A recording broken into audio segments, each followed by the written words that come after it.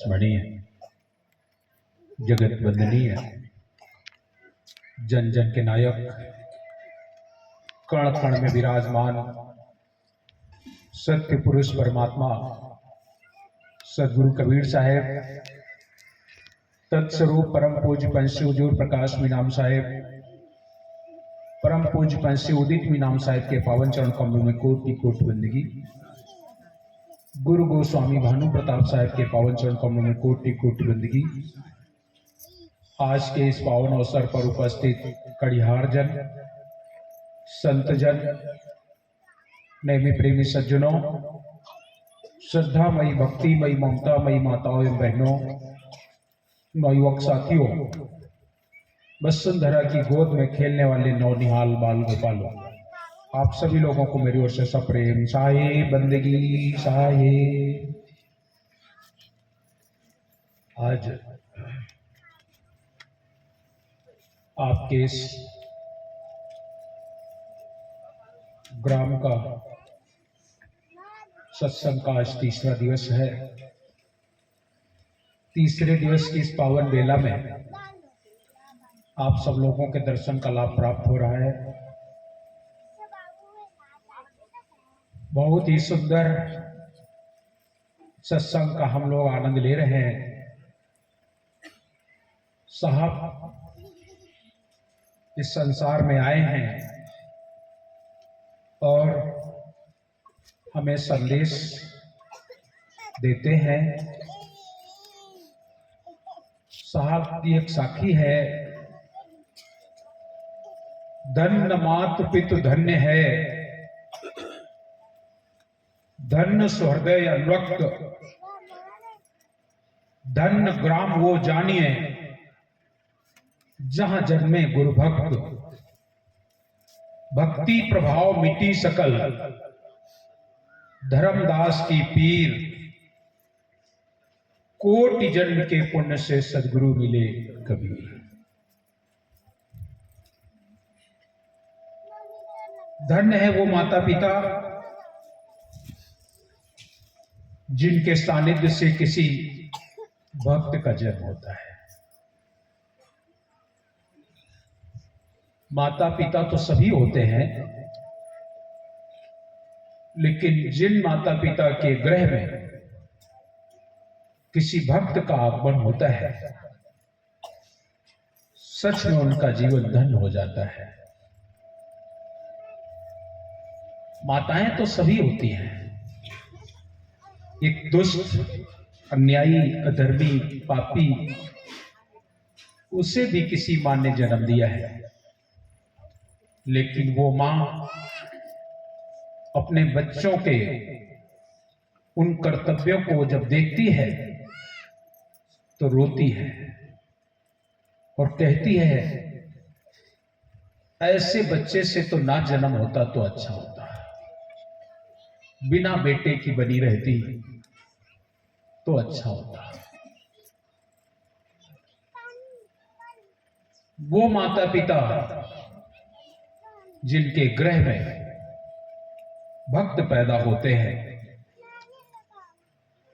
उनका ग्राम धन्य हो जाता है, उनके माता पिता धन्य हो जाते हैं, उनका जीवन धन्य हो जाता है, क्योंकि उनके जीवन में भक्ति होती है। और भक्ति दुनिया की सबसे बड़ी अमूल्य वस्तु तो हम कह नहीं सकते हैं, बहुत बड़ा सुंदर गुण है ये हमारे मानव जीवन में, जिसके जीवन में भक्ति आ जाए।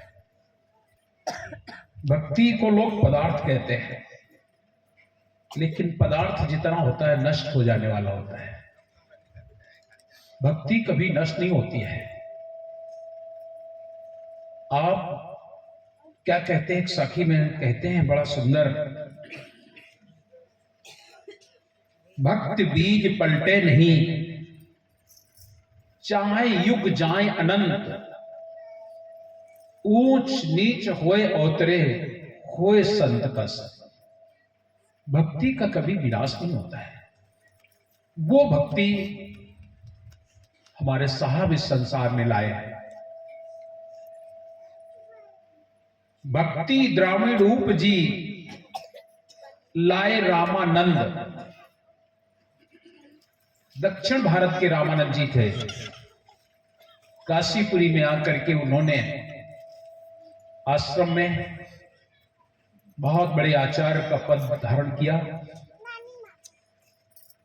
भक्ति द्राविड़ उपजी लाए रामानंद, प्रगट करी कबीर ने 7 द्वीप 9 खंड। लेकिन सदगुरु कबीर साहब ने उस भक्ति को 7 द्वीप 9 खंड में प्रकट किया, जन जन तक पहुंचाने का प्रयास किया। इसीलिए साहब अपने शब्दों में एक जगह और कहते हैं, भावे चाहे कोई सुख दुख कर माने, भक्ति का पंथ चलाई, दास पर नाम ध्वजा फहराई। और भक्ति जो होती है वो गाना नहीं होता है कि हम गा लिया तो समझो भक्ति हो गई, या हम बोल रहे हैं और हम सोचें कि हम प्रवचन कर रहे हैं तो भक्ति हो गई। ऐसा भी नहीं है कि हम प्रवचन कर रहे हैं तो भक्ति हो गई, या कोई गा लेता है तो भक्ति हो गई। भक्ति कहना नहीं होता है, भक्ति तो धारण करना होता है। और भक्ति का मतलब ये होता है अपने सदगुरु के प्रति प्रेम जाग जाना। भक्ति का मूल मंत्र है प्रेम। अगर हमारे जीवन में अपने सदगुरु से प्रेम जाग जाए, और प्रेम जल्दी से नहीं जागता है। प्रेम कहां जागता है? प्रेम कहां होता है? प्रेम हम आप अगर देखें तो वो हमारी इंद्रिय सुख, जहां इंद्रियों को जहां सुख मिलता है वहां प्रेम होता है। या ऐसा कह लें जिसे मैंने अपना समझ लिया है, वहां प्रेम हो जाता है। जैसे मेरा बेटा, मेरी बेटी, मेरा घर, मेरा द्वार, जहां मेरा आप लोग कहते हैं वहां आप लोगों को लगता है प्रेम हो गया है। लेकिन ये प्रेम नहीं है। प्रेम एक बहुत सुंदर और पवित्र पावन वस्तु है। जो लोग अपने बेटे से प्रेम करते हैं, बेटी से प्रेम करते हैं, कहने के लिए प्रेम ही करते हैं, लेकिन सच में वो प्रेम नहीं है, उसे मोह कहते हैं। और मोह एक ऐसी वस्तु है कि मोह में व्यक्ति नरक जाता है। इसीलिए तो साहब ने मोह के त्यागने की बात कही है। इसीलिए महापुरुषों ने मोह को छोड़ने की बात कही है। तुलसी बाबा तो मोह के बारे में लिख रहे हैं, मोह सकल व्याधिन कर मूला। सारी व्याधियों की जड़ है मोह। मोह सकल व्याधिन कर मूला, जासे उपजत है बहुसूला, जिससे बहुत सारे कष्ट उठते हैं। और इसी मोह से जागने के लिए साहब हमारे कह रहे हैं, जागो सज्जन बंधु हमारे, मोह निशा के सोवल। अरे मोह रूपी रात्रि के सोने वाले लोगों, जाग जाओ, जाग जाओ।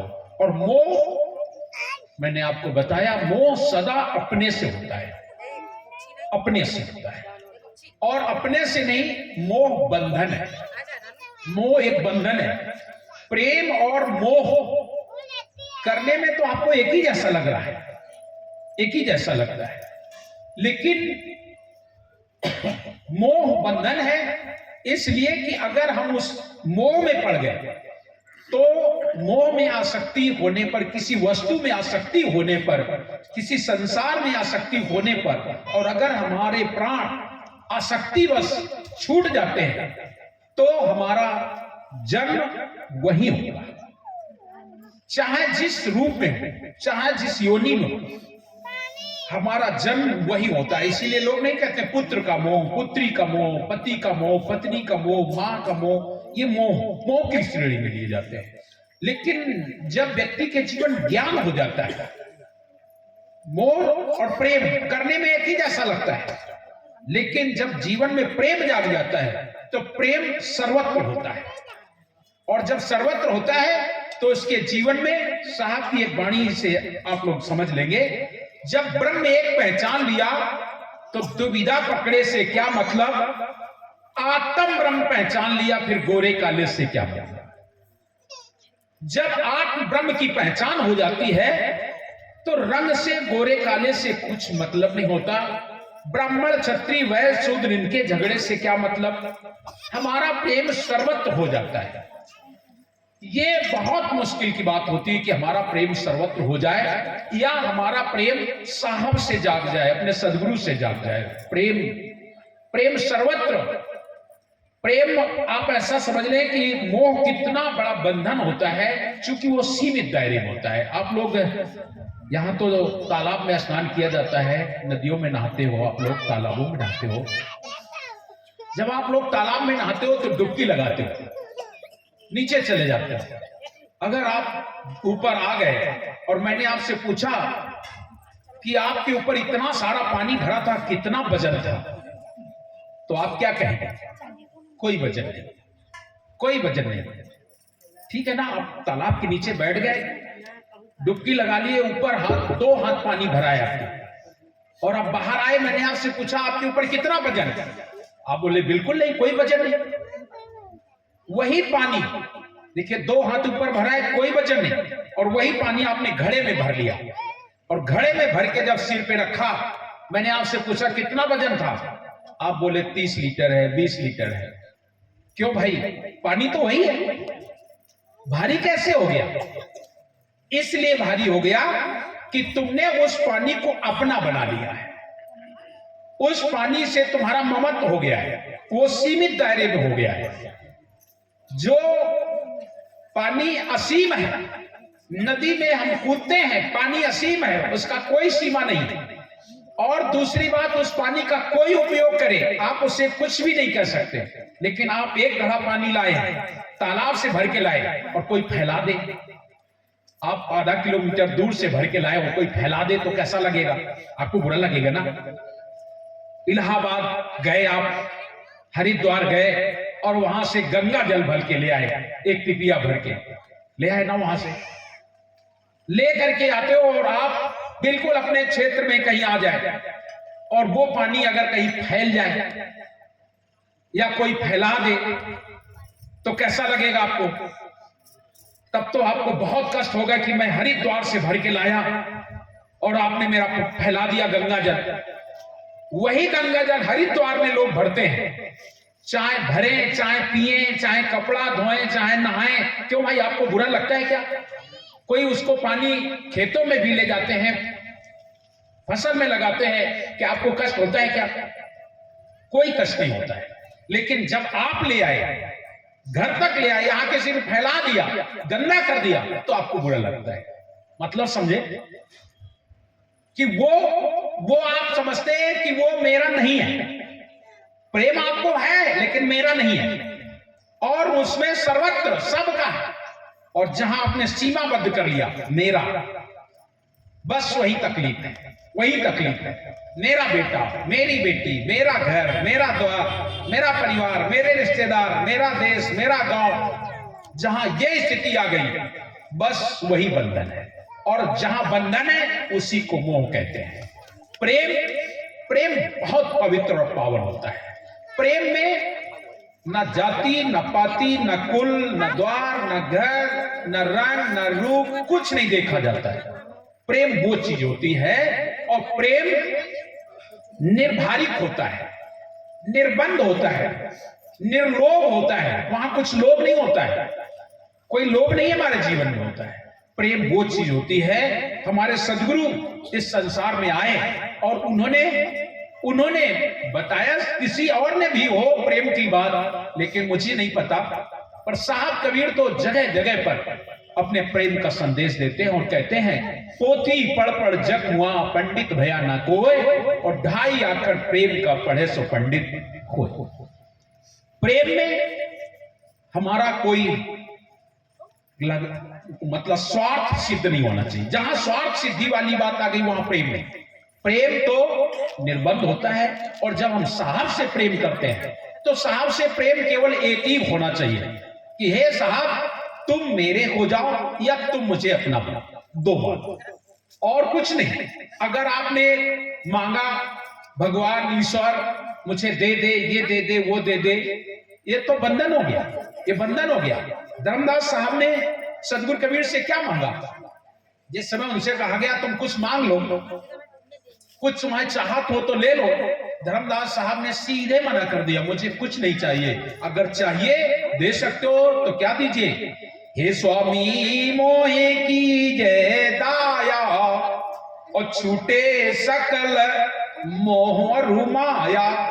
अगर आप कर सकते हैं, कुछ दे सकते हैं, तो हे स्वामी मोहे कीजिए दाया, छूटे सकल मोह और माया। हमारा मोह छूट जाए, हमारा मोह छूट जाए, क्योंकि ये मोह ही तो बड़ा शैतान है। और मोह के वशीभूत धर्मदास साहब ने एक बार नहीं कई बार नारायण दास जी को समझाने की बात कही, जबकि साहब ने उन्हें बता दिया कि नारायण दास ये काल का अंश है, नहीं समझेगा।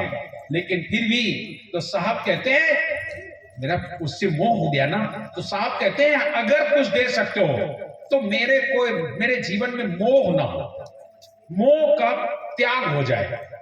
आप हम सब लोग क्या मोह का त्याग कर सकते हैं?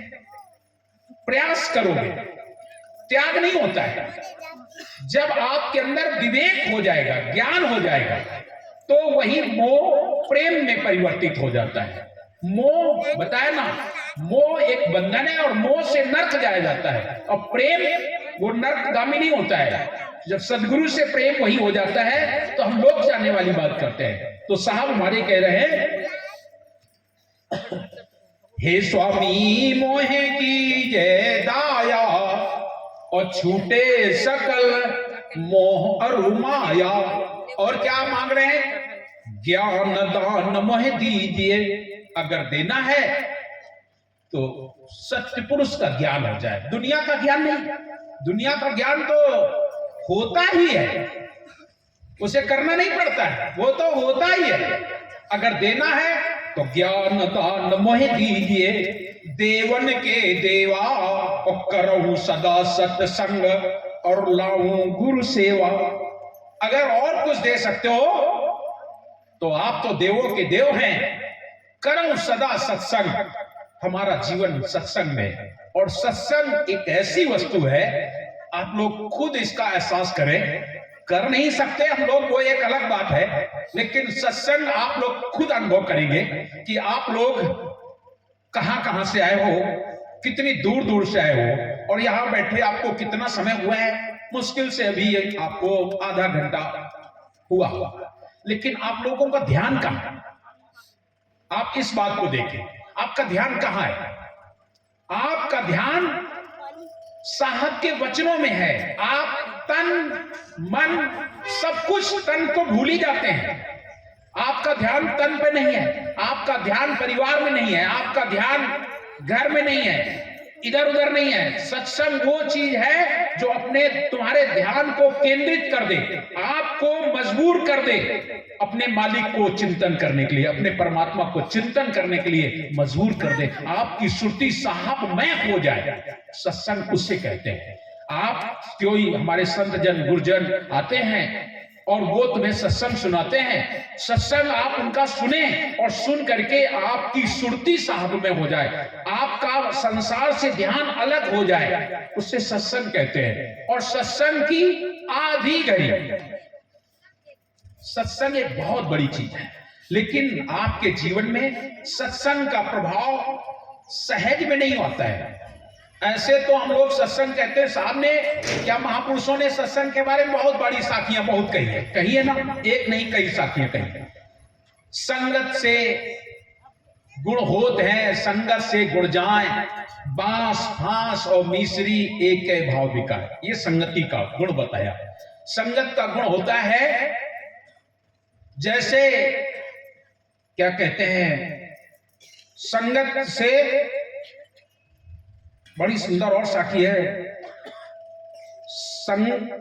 संगत कीजिए बड़ों की, बनत बनत बन जाए, छेरी कुंजर सर चढ़ी, मन वाछे फल खाए। और एक और साखी में बताते हैं साहब, लोहे और पारस का स्पर्श हो जाए तो कितना भी खराब लोहा क्यों ना हो, खराब हो, उससे कुछ भी किया गया हो, काटा गया हो, लेकिन पारस के सानिध्य में आते ही वो सोना हो जाता है। पारस परस लोहा घात उघात सोहाई। पारस के स्पर्श से वो लोहा जिससे घात किया जाता था वो भी स्वर्ण बन जाता है। ये सत्संग की बातें बताई जाती हैं। और सत्संग में बताया जाता है, सत्संग में मूरख सठ सुधरई सत संगत पाई। सठ उसे कहते हैं सत्संग को पाके सुधर जाता है। कई ऐसे सठ, वाल्मीकि जैसे लोग, अजामिल जैसे लोग, ये सठ थे, ये सुधर गए। सठ सुधरई सत संगत पाई, पारस परस लोहा घात को घात सुनाई। ये सत्संग। लेकिन इनमें भी एक चतुर्मूर्ख होता है। जो चतुर्मूर्ख होता है उसके जीवन में सत्संग का कोई प्रभाव नहीं होता है। मूरख हृदय नचे, मूरख हृदय नचे, चाहे गुरु मिले बिरंज संग। चाहे गुरु ब्रह्मा के समान, वो कह रहे हैं। और हम तो कहते हैं स्वयं सदगुरु कबीर। क्या उनके जीवन में चेत हो जाएगा? क्या रावण सुधर पाया? साहब आ गए, रावण सुधर पाया? वो खुद ज्ञानी था ना, अपने को ज्ञानी समझता था, तपसी समझता था, भक्त समझता था, सब कुछ अपने को सबसे बड़ा समझता था। इसलिए साहब कबीर कहते, मूर्ख हृदय न चेत। मूर्ख के हृदय में चेत नहीं हो सकता। बिना आप सत्संग में बैठे रहो। मूर्ख हृदय न चेत, चाहे गुरु मिले बिरन सम, फूलई फलई न बेत, यद्यपि सुधा बरसई जलत। आसमान से अमृत की वर्षा क्यों ना हो जाए, लेकिन वेद में कभी फल नहीं लगते, फल नहीं लगते। तो मूर्ख हृदय न चेत, चाहे गुरु मिले बिरन सम, फूलई फलई न बेत, यद्यपि सुधा बरसई जलत। और एक जगह और कहते हैं संगत फल लागत नहीं कैसे। संगत में कैसे नहीं फल लगते हैं। हम लोग एक साथ बने रहते हैं और फिर भी एक अच्छा व्यक्ति होता है, गुणवान होता है, भक्तिवान होता है, शीलवान होता है, और दूसरा वही अनर्थ अन्याय अधर्मी है। साहब बता रहे हैं संगत फल लागत नहीं कैसे, नाग बेल बिच रमसल जैसे।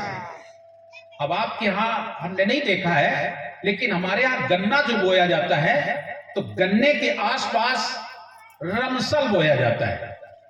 वो केवल इसलिए कि जानवर गन्ने के खेत को खराब ना कर पाए, और वो बिल्कुल गन्ने जैसा होता है, देखने में गन्ने जैसा, पाती पूरी गन्ने जैसी, पौधा भी गन्ने जैसा होता है। लेकिन होता यह है कि उसका जो गन्ना है जिसे कहते हैं, उसमें रस नहीं होता है। वो बिल्कुल जैसे मक्के के पौधा होता है, अंदर उसमें सूखा निकलता है, बस ऐसे ही वो होता है रमसल। और वो बिल्कुल गन्ने जैसा होता है, बल्कि गन्ने से भी और बड़ा हो सकता है, मोटा हो सकता है। लेकिन साहब कह रहे हैं संगत फल लागत नहीं कैसे, नाग बेल बीच रमसल जैसे। अगर गन्ने के बीच में रमसल आ जाए तो क्या वो मीठा हो जाएगा? कभी मीठा नहीं होता है, उसमें मिठास नहीं हो सकती है। ऐसे कुछ रमसल जैसे लोग होते हैं, ऐसे लोग होते हैं जिनके जीवन में कभी सत्संग का प्रभाव नहीं आता है, बल्कि वो हमेशा घातक होते हैं। वो घातक होते हैं, वो हमेशा घात लगाए बैठे रहते हैं। कब आप कोई मुझे दांव मिल जाए, मैं तुरंत आपकी कमी निकाल दूंगा। यहां सत्संग सुनने लोग आए तो सत्संग तो सुन रहे हैं, लेकिन जो सत्संग सुनने आए हैं उनके जो भाव से भरे हैं, जो भक्ति से भरे हैं, वो साहब के एक एक शब्द को बढ़िया सुंदर से हृदयंगम करते हैं। और दूसरा व्यक्ति यहां बैठा है, वो क्या करता है, हमारे शब्दों पर, अच्छे शब्दों पर गौर नहीं करेगा। वो केवल ये देखेगा कि कहां त्रुटि हो रही है, कहां गलती हो रही है, और वो गलती को, या हमारे उठने में, बैठने में, बोलने में कहीं कोई त्रुटि हुई, वो यहां से जाएगा और जा करके बताएगा, अरे हीरूदास जी ने पता नहीं कानपुर से कौन साहब को बुला लिया, ऐसा बोल दिए। उसके जीवन में सत्संग का प्रभाव कभी नहीं आएगा। वो केवल यहां नहीं, वो जहां सत्संग में जाएगा उसका केवल एक ही काम है, कमी को निकालना।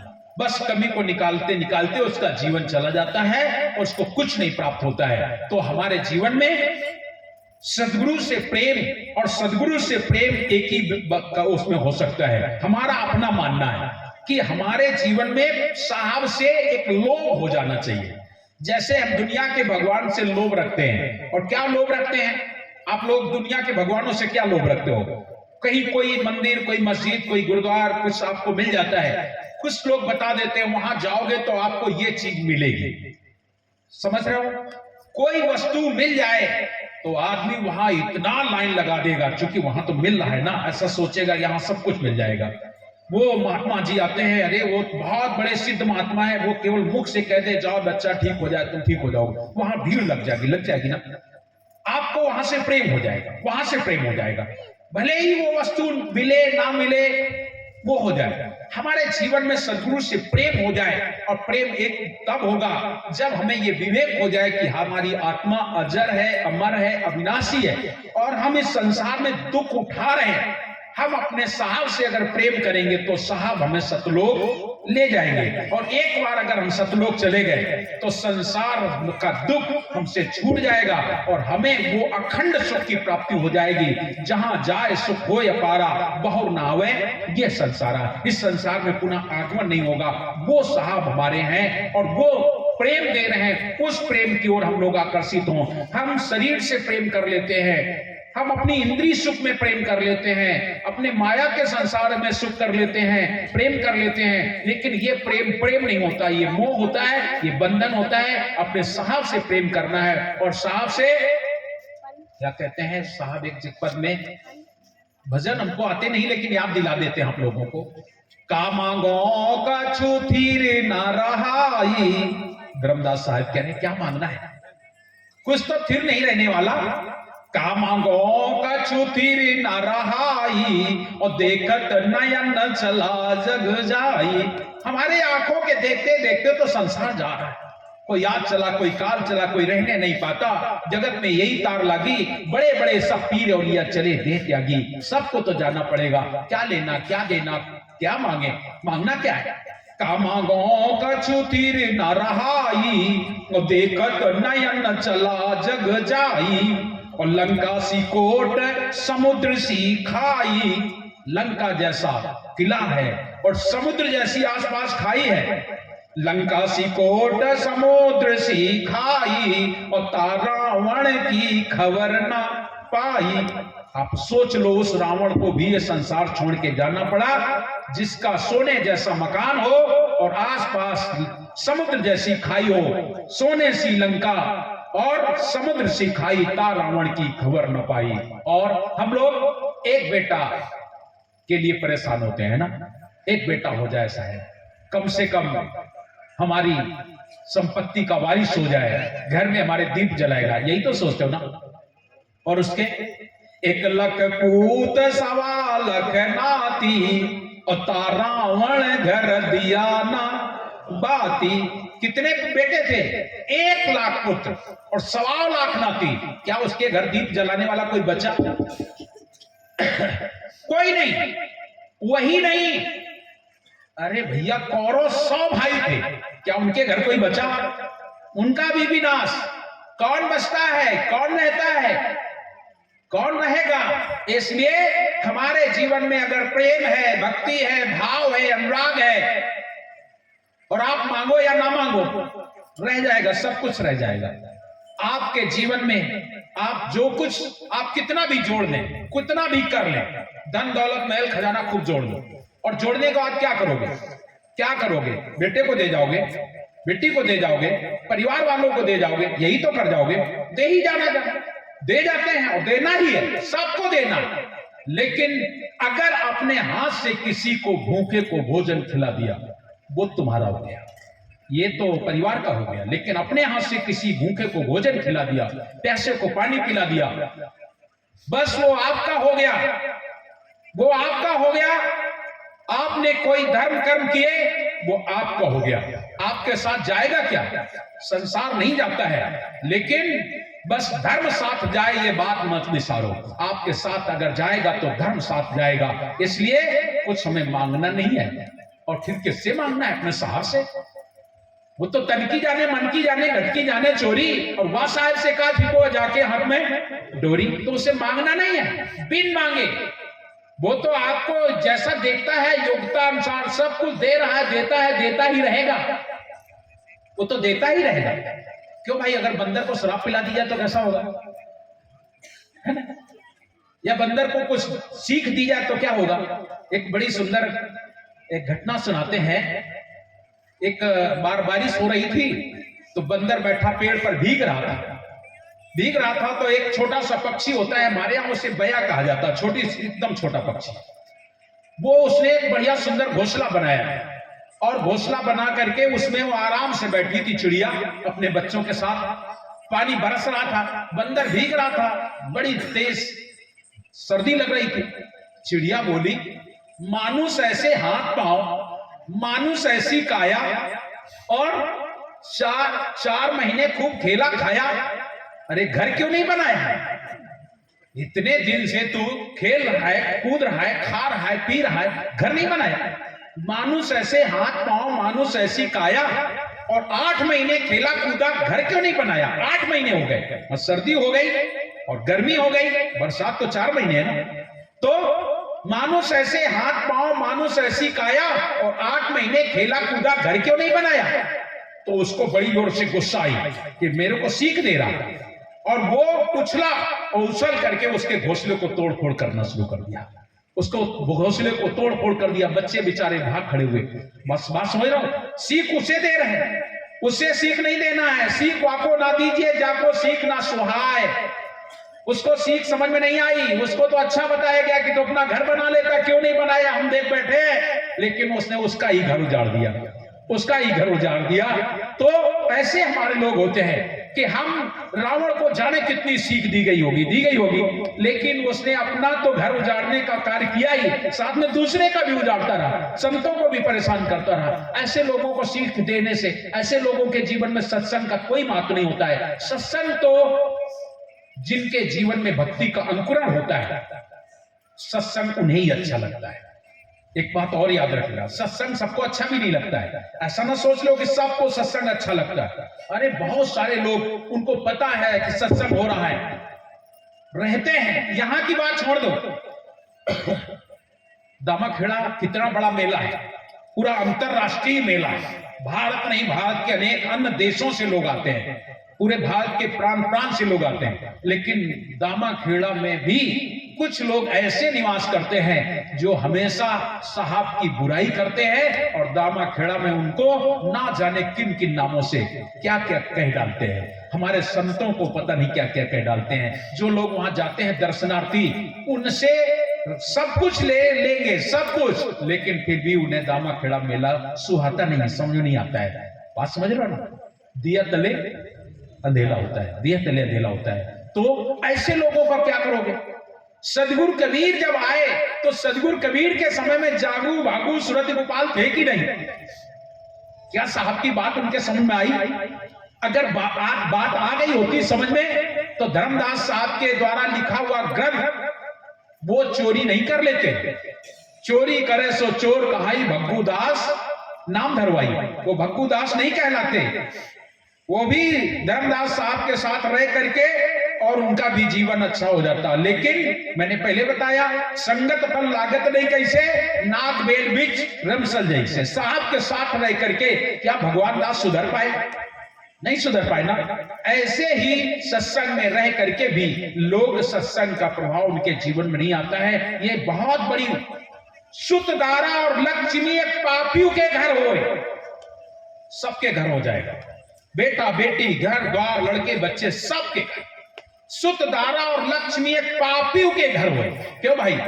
जो पापी होते हैं, भजन नहीं करते, भक्ति नहीं करते, क्या उनको बेटा नहीं होता? क्या उनके बेटी नहीं होती? क्या उनके पास पैसा नहीं होता? क्या होता है ना, सब कुछ होता है। साहब कबीर कहते, सुतदारा और लक्ष्मी एक पापियों के घर हुए, लेकिन संत समागम हरि कथा मिलना दुर्लभ। ये सबको बस की बात नहीं है। संत का समागम, उस साहब की कथा सुनना, सुनाना, चिंतन करना, ये किसी बिरले के पास होती है। ये कोई व्यक्ति ही, कोई भक्त जीव ही कर सकता है, कोई और नहीं कर सकता है।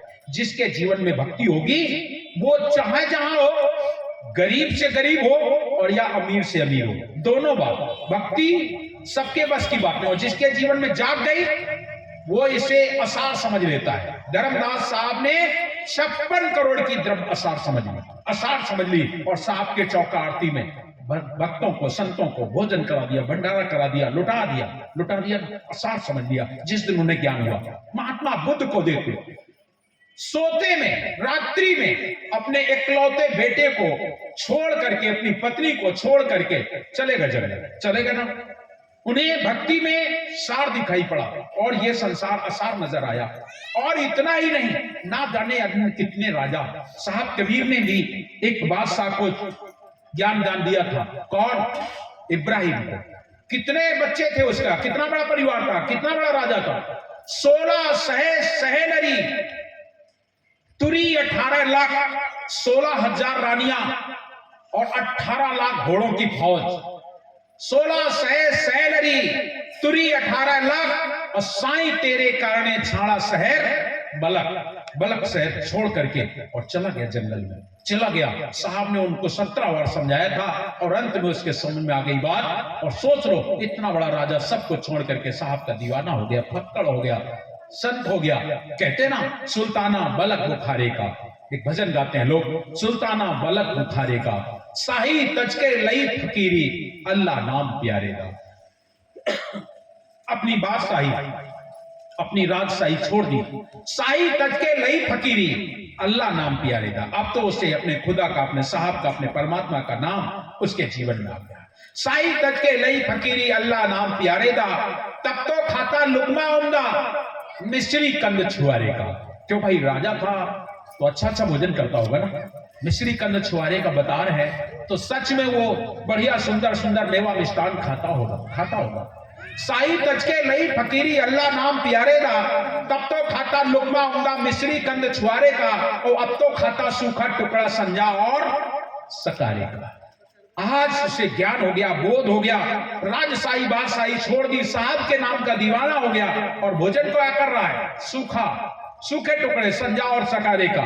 कभी शाम का, कभी सुबह का भोजन मिल जाता है, खा लेता है और उसी में मस्त आनंद। साई तजके लई फकीरी, अल्लाह नाम प्यारे दा। तब तो खाता लुकमा उमदा, मिश्री कंद छुआरे का। और अब तो खाता सूखा टुकड़ा संजा और सकारे का, सुल्ताना बलक बुखारे का। साई तजके लई फकीरी, अल्लाह नाम प्यारे दा। तब तो पहरे खासा मलमल, बढ़िया सुंदर कपड़े, राजा था आखिरकार, बड़ा राजा था। तब तो पहरे खासा मलमल, 9 टंक दस्तारे का। इतना महीन से महीन कपड़ा पहनता था। तब तो पहरे खासा मलमल, 9 टंक दस्तारे का। और अब तो पहरन लागे गुदड़ 9 मने 10 भारे का, सुल्ताना बलक बुखारे का। शाही तजके लई फकीरी, अल्लाह नाम प्यारे दा। तब तो सोता फूलों कलियां न्यारे न्यारे का। जब उसका पलंग सजाया जाता था तो फूलों की कलियां तोड़ करके, मुलायम कली निकाल करके उसके पलंग को सजाया जाता था। तब तो सोता फूलों कलियां न्यारे न्यारे का। और अब तो सोता खुली घूम पर कंकड़ नहीं बुहारे का, सुल्ताना बलक बुखारे का। शाही तजके लई फकीरी, अल्लाह नाम प्यारे का। सोच लो, उसने फकीरी धारण कर ली और महान संत के रूप में साहब के दीदार करने के लिए जाता है। याद रख लेना, जिस दिन हमारे जीवन में भक्ति आती है उस दिन सब कुछ खत्म हो जाता है। हम अपने साहब के हो जाते हैं, साहब के प्यारे हो जाते हैं। तो सुतदारा और लक्ष्मी एक पापी के घर हुए। एक पापी के घर में बेटा बेटी, घर द्वार, पैसे होते हैं, लेकिन भक्ति भजन क्यों भाई? आप लोग तो यहाँ 1 घंटे से बैठे हो, अभी बैठे रहोगे, सत्संग चलेगा तब तक घंटे 2 घंटे 4 घंटे भी बैठ जाओगे। लेकिन मैं आपसे पूछूं, टाटा बिरला वाले 1 घंटा बैठ के सत्संग सुन लेंगे? मुकेश अंबानी, धीरू भाई अंबानी सुन लेंगे ना सत्संग? सुन सकते हैं? नहीं सुन सकते हैं। उनके जीवन में इतना लोभ हो गया है। सुन सकते हैं, ऐसा नहीं कि नहीं सुन सकते, लेकिन उनके जीवन में इतना पैसे से लोभ है, इतना पैसे से लोभ है कि वो सोचते हैं अगर मेरा 1 मिनट का समय इधर से उधर हुआ तो करोड़ों रुपए का नुकसान हो जाएगा। वो करोड़ों का नुकसान देख रहे हैं, लेकिन इधर उनका ध्यान नहीं है। और है कौन ये लोग? हमारे यहां धर्म ग्रंथों में कहा जाता है, तप से राज और राज से नर। तपस्या करने वालों को राज प्राप्त होती है। बहुत बड़ी तपस्या करते हैं जो लोग, और जब तपस्या करते हैं, यहां तक कि शास्त्रों में तो उल्लेख हुआ, जो लाख वर्ष की तपस्या कर लेते हैं उन्हें इंद्र पद प्राप्त हो जाता है। तो जो बहुत बड़े तपस्वी होते हैं, बहुत बड़े, दोबारा जब उनका आगमन होता है तो बहुत बड़े राजा बन करके आ जाते हैं। लेकिन मालूम है होता क्या? तपस्या से राज और राज्य से पुनः नर, फिर वो नर। चूंकि काम क्या कर रहे हैं, आज अगर उनसे उनके बेटी का विवाह हो, उनके बेटे का विवाह हो, घर में कोई काम हो, और अगर वहां पर 1000 का खर्चा है और कोई आके कहे 2000 रुपया लगेंगे, देगा कि नहीं? दे देगा, दे देगा। लेकिन उसका एक गरीब मजदूर, उसकी मां बीमार हो और वो जाके कहे कि साहब मेरी मां बीमार है और मुझे 2000 रुपया दे दो, फिर मेरे तनख्वाह से काट लेना, देगा? देगा? नहीं देगा, नहीं देगा। अब आप सोच रहे हो, अपने कार्य के लिए उसके पास पैसे हैं, लेकिन खुद के मजदूर की मां बीमार है, उसके लिए उसके पास पैसे नहीं है। क्या वो नरक नहीं जाएगा तो क्या स्वर्ग जाएगा? स्वर्ग जाएगा। जब उसके पास अथाह पैसा है और उस पैसे का केवल और बढ़ जाए और बढ़ जाए और बढ़ जाए, और अपने लिए ना जाने कितने दुष्कर्म और ना जाने कितने मजदूरों को सताने के बाद धन को इकट्ठा कर रहा है, होगा क्या? नरक ही होगा, नरक ही होगा। इसलिए तपस्या से राज और राज से नरक होता है, नरक होता है। इसलिए इनके जीवन में भक्ति नहीं होती है। भक्ति किसी बिरले के अंदर, ऐसा नहीं कि पैसे वाले सब भक्ति नहीं कोई कर पाता ना, है कुछ ऐसे भी लोग हैं जिनके जीवन में भक्ति होती है और साथ साथ में पैसा भी होता है, संसार भी होता है उनके जीवन में परिवार, धन दौलत, यह सब कुछ होता है, और फिर भी उनके जीवन में भक्ति होती है। ये भक्ति बहुत विचित्र चीज है, बहुत पावन है, पवित्र है, और ये किसको प्राप्त होती है ये तो साहब ही मालिक है। साहब जाने क्या करना चाहते हैं। तो सुतदार और लक्ष्मी एक पापी के घर होए, संत समागम हरि कथा मिलना दुर्लभ होए। ये दुर्लभ बात है, सभी लोग सत्संग नहीं सुन सकते हैं। ये सौभाग्य है हमारा आपका जो हम लोग सत्संग का लाभ लेते हैं, हम लोग सत्संग सुनते हैं और अपने जीवन में भक्ति का मतलब हमारे जीवन में दया धर्म का पाठ पढ़ाया जाता है। हम लोग दया, आप अपने जीवन में दया धारण करो, धर्म को धारण करो, अपने जीवन में प्रेम जगाओ, ये हमारे साहब संदेशा देते हैं और आप अपने जीवन में उतारने का प्रयास भी करते हैं। जो भक्त हैं निश्चित वो प्रयास करते हैं। अगर उनसे कोई भूल हो जाती है तो वो पश्चाताप करते हैं, क्या बताए मेरे से ऐसा हो गया, मेरे से ऐसी गलती हो गई। और अगर पैसे वाले के साथ ऐसा हो जाए, अरे ऐसा तो होते रहता है, हो जाने तो क्या हुआ, ऐसा कह करके टाल देते हैं। तो फिर सुनो, हम लोग एक बहुत सुंदर मानव जीवन पाए हैं और इस मानव जीवन में भक्ति करते हुए ना जाने कितने युगों से आप भक्ति करते भी चले आ रहे हैं। एक बात और ध्यान दीजिएगा, साहब कबीर की साखी क्या कही है? धन्य मात पित धन्य है, धन्य सुहृदय अमृत, धन्य ग्राम वो जानिए जहां जन्मे गुरभक्त, भक्ति प्रभाव मिट्टी सकल धर्मदास की पीर, कोटि जन्म के पुण्य से। मतलब आज का जन्म का पुण्य ये नहीं है जो आप यहां बैठे हो, कोटि जन्म के पुण्य से सदगुरु मिले कबीर। करोड़ों जन्म का जब पुण्य इकट्ठा हो जाता है तब आपको सदगुरु कबीर मिलते हैं, सदगुरु कबीर साहब का मार्ग मिलता है, सदगुरु कबीर साहब का दर्शन मिलता है। बाकी भक्ति तो संसार में बहुत है और आज से नहीं है, अनाद काल से चली आ रही भक्ति। तो सृष्टि का उद्भव हुआ, भक्ति वहीं से लागू कर दी गई। शुरू में ही भक्ति, प्रथम से ही भक्ति वहीं से शुरू कर दी गई थी। और भक्ति करते करते क्या भक्ति है? वो भक्ति है। भक्ति का मतलब तुम्ही से पाप कराते, तुम्ही से पुण्य कराते, दोनों काम तुमसे कराते हैं। और उसने कहा निरंजन ने कि नहीं, आप लोग समझ ध्यान दीजिए, निरंजन जी ने क्या कहा था? पाप पुण्य के हम हैं करता, और पाप पुण्य से हम नहीं डरता, और पाप पुण्य हम ही से कोई, और लेखा हमार न ली है कोई, और पाप पुण्य हम करब पसारा, और जो बर जैसो होए हमारा। मतलब पाप पुण्य हम कराएंगे और जो करेगा, चाहे पाप करे चाहे पुण्य करे, मेरा ही होगा। पाप करोगे तो भी, पुण्य करोगे तो भी, दोनों। मैं सिरजो, मैं मारो, मैं जारो, मैं खाओ, और जल थल में मैं रमा मोर निरंजन नाम। वो है निरंजन, वो काल है, वो महाकाल है जिसने संसार की रचना की, और पाप पुण्य के हमें करता दोनों।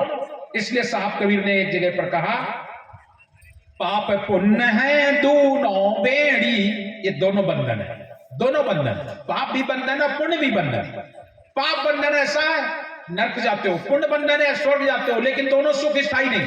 आपका पुण्य खत्म हुआ, स्वर्ग से पुनः मृत्यु लोक। पाप खत्म हुआ तो फिर आपको क्या मिलेगा, फिर आप पाप खत्म हुआ फिर आपको कहीं ना कहीं जन्म, मनुष्य का जन्म अच्छा अगर थोड़ा बन गया तो मनुष्य का जन्म नहीं 84 में जाना। तो पाप पुण्य दोनों बेड़ी हमारे साथ कह रहे हैं, पाप पुण्य है दोनों बेड़ी, और एक लोहा एक कंचन के, एक लोहा की बेड़ी एक कंचन की बेड़ी। तो बेड़ी होगी चाहे लोहे की हो चाहे सोने की। पैर में बेड़ी डाली जाती है बदमाशों के, अगर डाल दी जाएगी तो क्यों भाई, सोने की बेड़ी पड़ी होगी तो क्या भाग सकता है चोर? नहीं भाग सकता है। बदमाश भाग सकता है? नहीं भाग सकता। लोहे की बेड़ी पड़ी हो और चाहे सोने की, बेड़ी बेड़ी होती है। पाप पुण्य है दोनों बेड़ी, एक लोहा एक कंचन, कोई दोनों बंधन है। तो आप लोग सोचते हो कि फिर करें क्या, क्या करना चाहिए? तो आप लोगों ने साहब के भजनों में भी सुना है और पूर्णिमा व्रत की कथा में भी साहब ने क्या कर्म बताया है, सुकृत होए तो भक्त ही पावे और गर्भवास में बहु ना हो। भजन में आप लोगों को सुनते हो, सुकृत कर ले नाम सुमर ले को जाने कल की, खबरिया नाय तो पल की। क्या करना है? सुकृत, सुकृत कर्म। सुकृत कर्म जो हमारे करने योग्य हैं उन कर्मों को करे और करके फिर फल की आशा छोड़ करके कर्म करते रहिए, और जाय विधि राखे साहेब ताई विधि रहिए। कर्म करने के बाद फल की भी आशा हमें छोड़ देनी चाहिए। ऐसे सदगुरु कबीर साहब इस धराभूमि पर हर युग में आए, सतयुग में भी आए, त्रेता में भी आए, द्वापर में भी आए और कलयुग में भी आए। और जिस कबीरपन को हम लोग सुनते हैं, ये कबीरपन को लाने वाले कौन है? सदगुरु कबीर तो हैं स्वयं, लेकिन एक अकेला गुरु कुछ नहीं कर सकता जब तक योग शिष्य ना मिले। दो लोग जब तक नहीं होंगे, इस संसार का नियम है दो होंगे तभी तुम कुछ समझ पाओगे, वरना समझ नहीं पाओगे। ये द्वितीया का संसार है, यहां दो होना अनिवार्य है। मतलब दिन है तो रात्रि को आप समझ पाते हो कैसी होती है, रात्रि आई तो दिन का समझ पाते हो दिन कैसा है। तो दिन है रात्रि है, जन्म है मरण निश्चित है। दो है ना, एक जन्म दूसरा मरण। जब आदमी आपके सामने मरता है तो आपको लगता है अरे एक दिन ऐसे ही मुझे भी जाना है, और जाना है तो आज ही से सुधरना है। जो लोग समझ लेते हैं अपने आप को सुधारने का प्रयास करते हैं। तो ये दो है, जन्म और मरण, दिन रात, हानि लाभ, जीवन मरण, जस अबजस, नर नारी, नरक स्वर्ग, पाप और पुण्य, ब्रह्म और माया, सब जगह दो बना दिया गया। दो, और जब दो है तभी कुछ भेद समझ में आता है। ऐसे ही आपके जीवन में सदगुरु मिल जाए, तुम हो और फिर सदगुरु हो, तब आपको कुछ प्राप्त होगा। गुरु हो ज्ञानी, विवेकी हो शिष्य, दोनों मिलेंगे तो कुछ प्राप्त हो जाएगा। ज्ञानी गुरु है और अकेला है, कुछ हो सकता है। अकेले गुरु जी बैठे हैं, अपना कितना भी ज्ञान भरा हो। हमारे हुजूर गंगमी नाम साहब कहते थे, गाय तो है दूध से भरी खड़ी है, लेकिन दूध निकालने वाला ग्वाला नहीं है। और जब ग्वाला नहीं है तो दूध निकलेगा क्या? नहीं निकलेगा। हम लोग दूध नहीं प्राप्त कर सकते हैं। उस दूध को पाना है तो ग्वाला होना चाहिए, और ग्वाला हुए धनी धर्मदास जी साहब। धनी धर्मदास जी साहब ग्वाला, और स्वयं सदगुरु एक गाय है, और सुंदर गाय, बहुत दूध है उनके अंदर, जितना निकालना चाहो निकाल लो। सदगुरु कबीर साहब एक ऐसे सत्पुरुष हैं जिनके जीवन में सर्वस्व सारा ब्रह्मांड, चूंकि उन्होंने जब कह ही दिया, वो कभी कल भी बताया था, एक के लिए नहीं आते, वो जब भी आए सब संसार के लिए। आदि नाम निअक्षर, आदि नाम निअक्षर, अखिल पति कारणम, सो प्रगटे गुरु सो हंस वाण। आदि नाम निअक्षर अखिल पति, समस्त ब्रह्मांड के लिए, एक के लिए नहीं आते, वो पूरे ब्रह्मांड के लिए उनका आगमन होता है। तो आप समझ लो, ब्रह्मांड का बोध हमें तो नहीं हो सकता, किसी को नहीं हो सकता है। कितना विशाल ब्रह्मांड है, उसकी जानकारी किसी एक को नहीं हो सकती है। और उस पूरे ब्रह्मांड के कल्याण के लिए स्वयं सदगुरु कबीर आए हैं। आदि नाम निअक्षर अखिल पति कारणम, सो प्रगटे गुरु वो हंस वर्णम। सदगुरु कबीर का आगमन इस संसार में हुआ, और जब हुआ तो उन्होंने योग शिष्य की खोज की। शिष्य तो बहुत थे उनके, एक दो नहीं थे, कितने शिष्य थे। और एक बात बताऊंगा आपको, सदगुरु कबीर को आप पहचानने का प्रयास करें। हैं तो हम सब लोग कबीरपंथी जानते हैं, बस अपने मन से थोड़ी बड़ी बड़ी बातें मार देते हैं, कह देते हैं, लेकिन आप सबको जानकारी है सदगुरु कबीर कैसे थे। सारे संसार के जो भी महापुरुष आए वो सभी महापुरुष आपने देखा होगा राजाओं के घर आए, बड़े बड़े पैसे वालों के घर में आए कि नहीं। किसी भी महापुरुष का आप नाम लीजिए और देखिए वो राजा होगा, बादशाह होगा, या बहुत बड़ा धनी मानी सेठ होगा, या धनी मानी पैसे वाला होगा, महाजन होगा, उनके घरों में जितने महापुरुष आए हैं, जिनके मत पंथा चल रहे हैं, उनको आप देख लीजिए। जैन धर्म देख लीजिए, जैन धर्म में राजा ऋषभदेव जी प्रथम तीर्थंकर उनके हुए, प्रथम तीर्थंकर के रूप में राजा ऋषभदेव जी जाने जाते हैं, और इनके यहाँ 24 अवतार माने जाते हैं, और ये भगवान विष्णु को ही मानते हैं, वैसे शंकर जी के पुजारी ज्यादा माने जाते हैं, इनका मूल स्रोत वही है, लेकिन इनका अलग अपना धर्म हो गया, और 24 अवतार उनके यहाँ 24 तीर्थंकर थे। विष्णु जी राजा थे, राजा ऋषभदेव जी, महावीर बाद में हुए, वो भी राजा थे, और भी तीर्थंकर इतने हुए, सब राजा। एक गुरु नानक देव जी, सिख धर्म में 10 गुरु जो हुए, 10 गुरु सभी राजा, सभी बड़े बड़े पैसे वाले, सब ये पैसे वाले थे। महात्मा बुद्ध का धर्म चला, महात्मा बुद्ध स्वयं राजा, प्रचारक उनके कौन हुए, अशोक सम्राट अपने बेटों को दे दिया राजा। बात समझ रहे मेरी, ये सब राजा थे। सिख में ईसा धर्म में आ जाओ, वो कौन थे, वो भी राजा। प्रचार करने वाले कौन है, राजा लोग। एक नहीं, अपने यहां आ जाओ, भगवान राम कहां आए, राजा दशरथ के घर। भगवान कृष्ण कहां आए, राजा के घर, राजा वसुदेव थे, वसुदेव राजा थे, उनके घर में आए, और पालन पोषण भी हुआ कहां, नंद बाबा के यहाँ। कितने बड़े पैसे वाले थे, 1 लाख गौएं नंद बाबा के नवनित माखन हुए। उस समय में 1 लाख गौएं नंद बाबा के थी, रोज नवनित माखन होता था उनके घर में। कहां के राजा हुए, द्वारिकापुरी के राजा हुए भगवान कृष्ण, भगवान राम अयोध्या के राजा हुए थे ना ये सब लोग राजा। और राजा बन करके अपनी बात को संसार में फैला देना कोई बड़ी बात नहीं है ना। एक राजा हिरण्यकश्यप ने कहा मुझे राम कहो, प्रजा ने कहा कि नहीं। भले वो प्रहलाद आकर के उनका विरोध किए, वो अलग बात, लेकिन सारी प्रजा ने उन्हें राम कहा कि नहीं। प्रजा कहती थी क्यों, अरे भाई तुम तो मेरे अन्नदाता हो, तुम चाहे जो कुछ हो, अरे तुम ही तो मेरे अन्नदाता हो, तुम तो राजा हो तो, अन्नदाता हो तो, राम हो कहलाओ तो राम कह देंगे, भगवान कह देंगे, आप जो कहो सो कह दें, तुम तो मेरे अन्नदाता हो। तो सोचो हिरण्यकश्यप ने अपने आप को राम कहलाने के लिए और सारी प्रजा से कहलवा लिया। केवल विरोध किसने किया, प्रहलाद ने। एक प्रहलाद ने विरोध किया, उसकी बात अलग हो गई, लेकिन एक राजा होकर के अपनी बात कह देना, समाज में पहुंचा देना, कोई बड़ी बात नहीं। आज कोई हमारे नरेंद्र मोदी प्राइम मिनिस्टर है इस समय, उनके मन में कुछ बात आई, ये काम होना है, समाज तक पहुंचाना है, कितनी देर लगती है।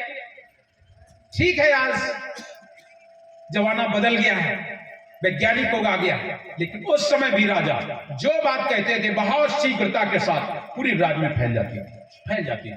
तो जितने भी महापुरुष मिलेंगे आपको, तो सब राजा। लेकिन साहब कहां है, प्रभु जुलाहा के घर आए, संत सब दर्शन को धाए, सुमन शुभ नभ से बरसाए, और बिरद जस बंदी जन गाए, नेतिये धर्मदास की भवनिध पीर, और प्रगट भय सदगुरु सत्य। साहब आए कहां, जुलाहा के घर।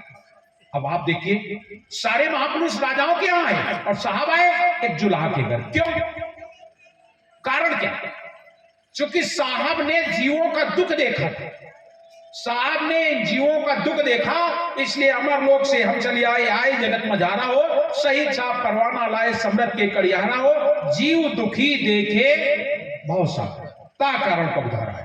और कौन जीव दुखी था, यही गरीब। तो इनको पूजा नहीं करने दिया जाता था, खाना अच्छा नहीं मिलता था, सताए जाते थे, अपमानित किए जाते थे, बहुत सारी विसंगतियों के साथ ये गरीब समाज जूझ रहा था। उस समय में साहब आए और आकर के हिंदू और मुसलमान के दोनों के बीच में खड़े हो गए, दोनों के। जब उनसे पूछा गया कि तुम हिंदू हो कि मुसलमान, तो भी साहब ने जवाब दिया, हिंदू कहो तो मैं नहीं, मुसलमान भी नाए, गैबी आया गैब में, खेले दो दलमाए, इस बोलते को पहचान, बोल हिंदू है कि मुसलमान। जाति से भी साहब नहीं बंधे, कोई मुझे जाति से बांध ले, जाति भी दोनों के बीच में खड़े हैं और दोनों को समझाया। ऐसा नहीं कि एक को समझाया, दोनों को। कहां जा रहे हो? भगवान की पूजा करने। कहीं मुसलमानों के क्षेत्र में मंदिर था, लोग वहां पूजा करने जाते थे, मुसलमान कत्लेआम करते थे। साहब खड़े हो गए, मत जाओ वहां। अरे जिस भगवान के लिए तुम वहां जा रहे हो वो भगवान तो यहां भी है भाई, उसको वहां ढूंढने कहां जा रहे हो? यहां ईश्वर बंद नहीं है मठ में, वो तो बसा हुआ है घट घट में। कहां ढूंढने जा रहे हो?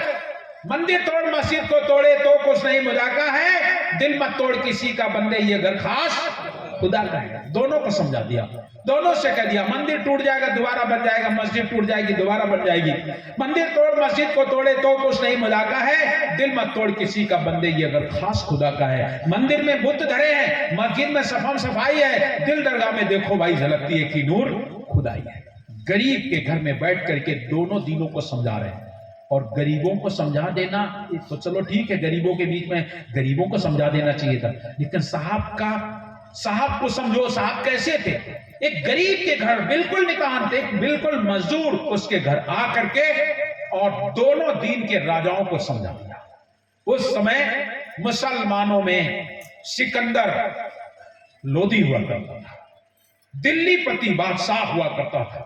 साहब की आवाज सिकंदर तक पहुंच गई और सिकंदर भी साहब के चरण शरण हो गया कि नहीं? आप लोगों ने इनकी बहुत सारी कहानियां सुनी होंगी, बहुत सारी बातें सुनी होंगी। मैं केवल इतना बताना चाहता हूं कि एक मुसलमान और वो भी सिकंदर, वो भी बादशाह, और साहब ने उसे अपने चरणों का दास बना लिया, चरणों का दास बना लिया। इतना नहीं, चलो राजा था, अरे उनका एक महान पीर, मुसलमानों का एक बहुत बड़ा गुरु जिसे हम लोग कहते हैं शेख तकी, साहब कबीर से उसकी भी भिड़ंत हो गई। 52 कसनी ली और अंत में 52 कसनी लेने के बाद भी उसको लगा, कह दिया तुम ही अलग अल्लाह हो, तुम ही गोश्त गुल पीर और तुम्हारा ही नाम कबीर है, तुम सब कुछ हो। साहब के सामने झुक गया, तुम ही अलग अल्लाह हो, तुम ही गोश्त गुल पीर, तुम सब कुछ हो। एक सोचो, इस्लाम धर्म का बहुत बड़ा पीर है और वो भी साहब के चरणों में झुक गया। केवल छोटी छोटी बातें नहीं। दूसरा, बिजली खाना बाप मुसलमान राजा था, वो भी मगहर का राजा था, उसको साहब ने अपने चरण शरण ले लिया। ये तो मुसलमानों की बात हो गई। इब्राहिम को देख लो, वो भी साहब के चरण शरण हो गया। ये मुसलमानों। हिंदुओं में देखो, राजा राम सिंह जूदेव काशी नरेश, राजा राम सिंह जी, और वीरभान सिंह जो हमारे रीवा राज्य का राजा, बांधवगढ़ में रहने वाले, उनको भी साहब ने अपना शिष्य बना लिया। धनी धर्मदास जी साहब को अपना शिष्य बना लिया। इतना ही नहीं, इनके भी बहुत बड़े महान विद्वान जिन्हें आप सर्वानंद कहते हो, 4 वेद 6 शास्त्र 18 पुराण 9 व्याकरण के ज्ञाता, उनको भी साहब ने अपने चरण शरण ले लिया। और कहां बैठ करके? जोलाहा के। हमारी बात समझ रहे हो कि नहीं? मतलब साहब एक गरीब के घर आकर के और बड़े बड़े राजाओं और बादशाहों को समझाने में सफल है। क्यों?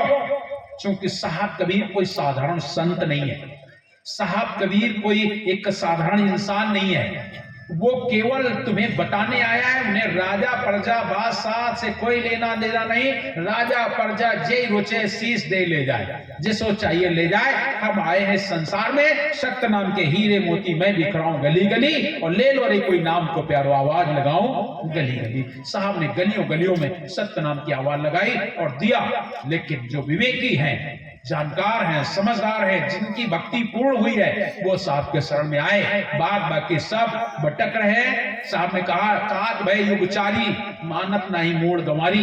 ये जीव 4 युग से साहब कहते चले आ रहे हैं, चारों युगों में उन्होंने अपनी बात कही, लेकिन गंवार मूड आदमी नहीं समझ पा रहा है, नहीं जान पा रहा है। साहब कबीर को समझ पाना सहज नहीं है। अटपट शब्द कबीर का झटपट लख्यो न जाए। साहब कबीर की वाणी अटपटी है, लोगों के समझ में नहीं आती, सुनने में नहीं आती। समझना तो सोच लो, जो लोग सत्संग सुनने आते हैं, अगर पहली बार यहां बैठ जाते हैं तो उनके ये नहीं समझ में आता ये कहते क्या, क्योंकि यहां पर पैसा तो है नहीं।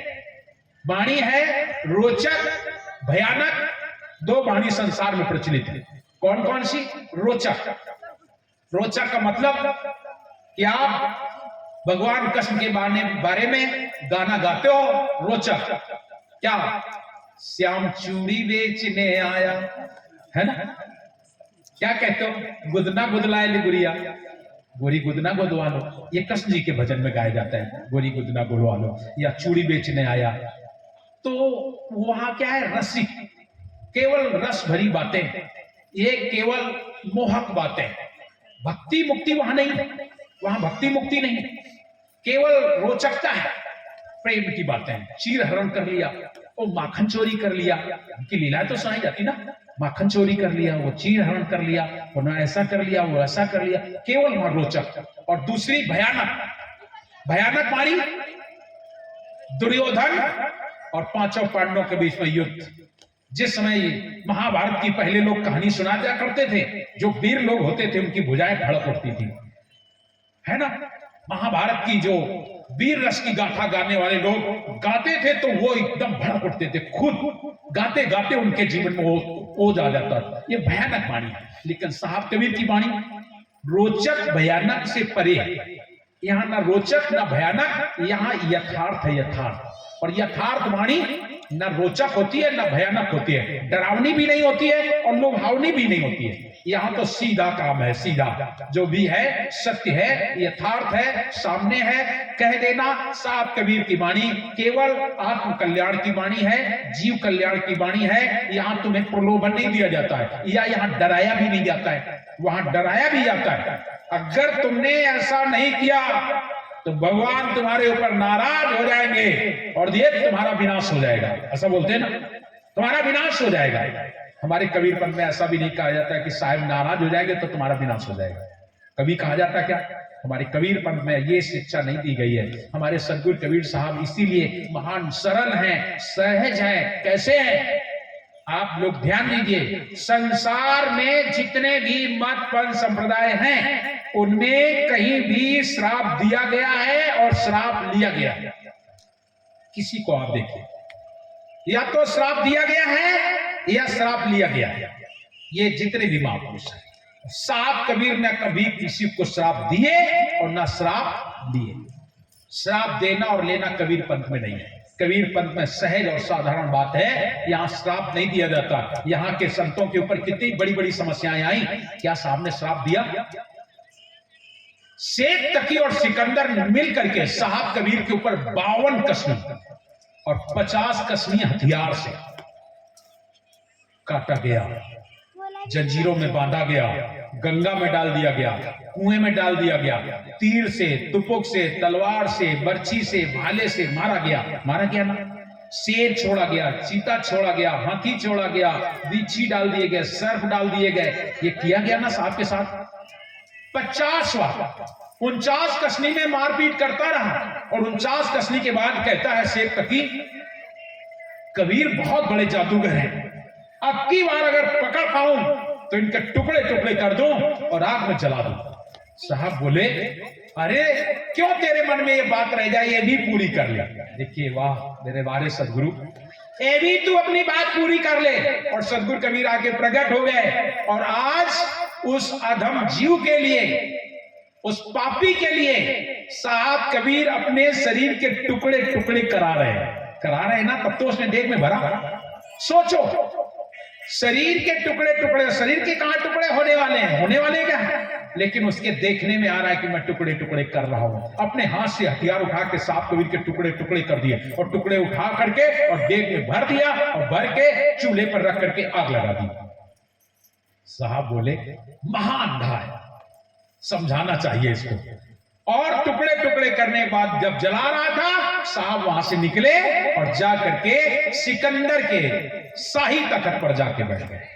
जब शाही तखत पर बैठ गए तो वहां जो लोग पहरे पर थे, देखा साहब कबीर को यहां बैठे, दौड़ करके आए। अरे वीर जी क्या कर रहे हो? बोले, आज मैंने कबीर को जला दिया। बोले, उनको जला दिया? अरे वो तो बैठे शाही तखत पर। सिकंदर बोला, अब चल, हम सबको शीश झुकाना पड़ेगा, हम सबको शीश झुकाना पड़ेगा। और आखिरी में सिकंदर पहुंचा, डंडा शरण पड़ गया, शरण पकड़ लिए। शेख तकी कान पकड़ के चरणों में गिर रहा है। साहब बोले, कहिए शेख जी, अब कहो तुम्हारी सारी सेखी निकाल दूं।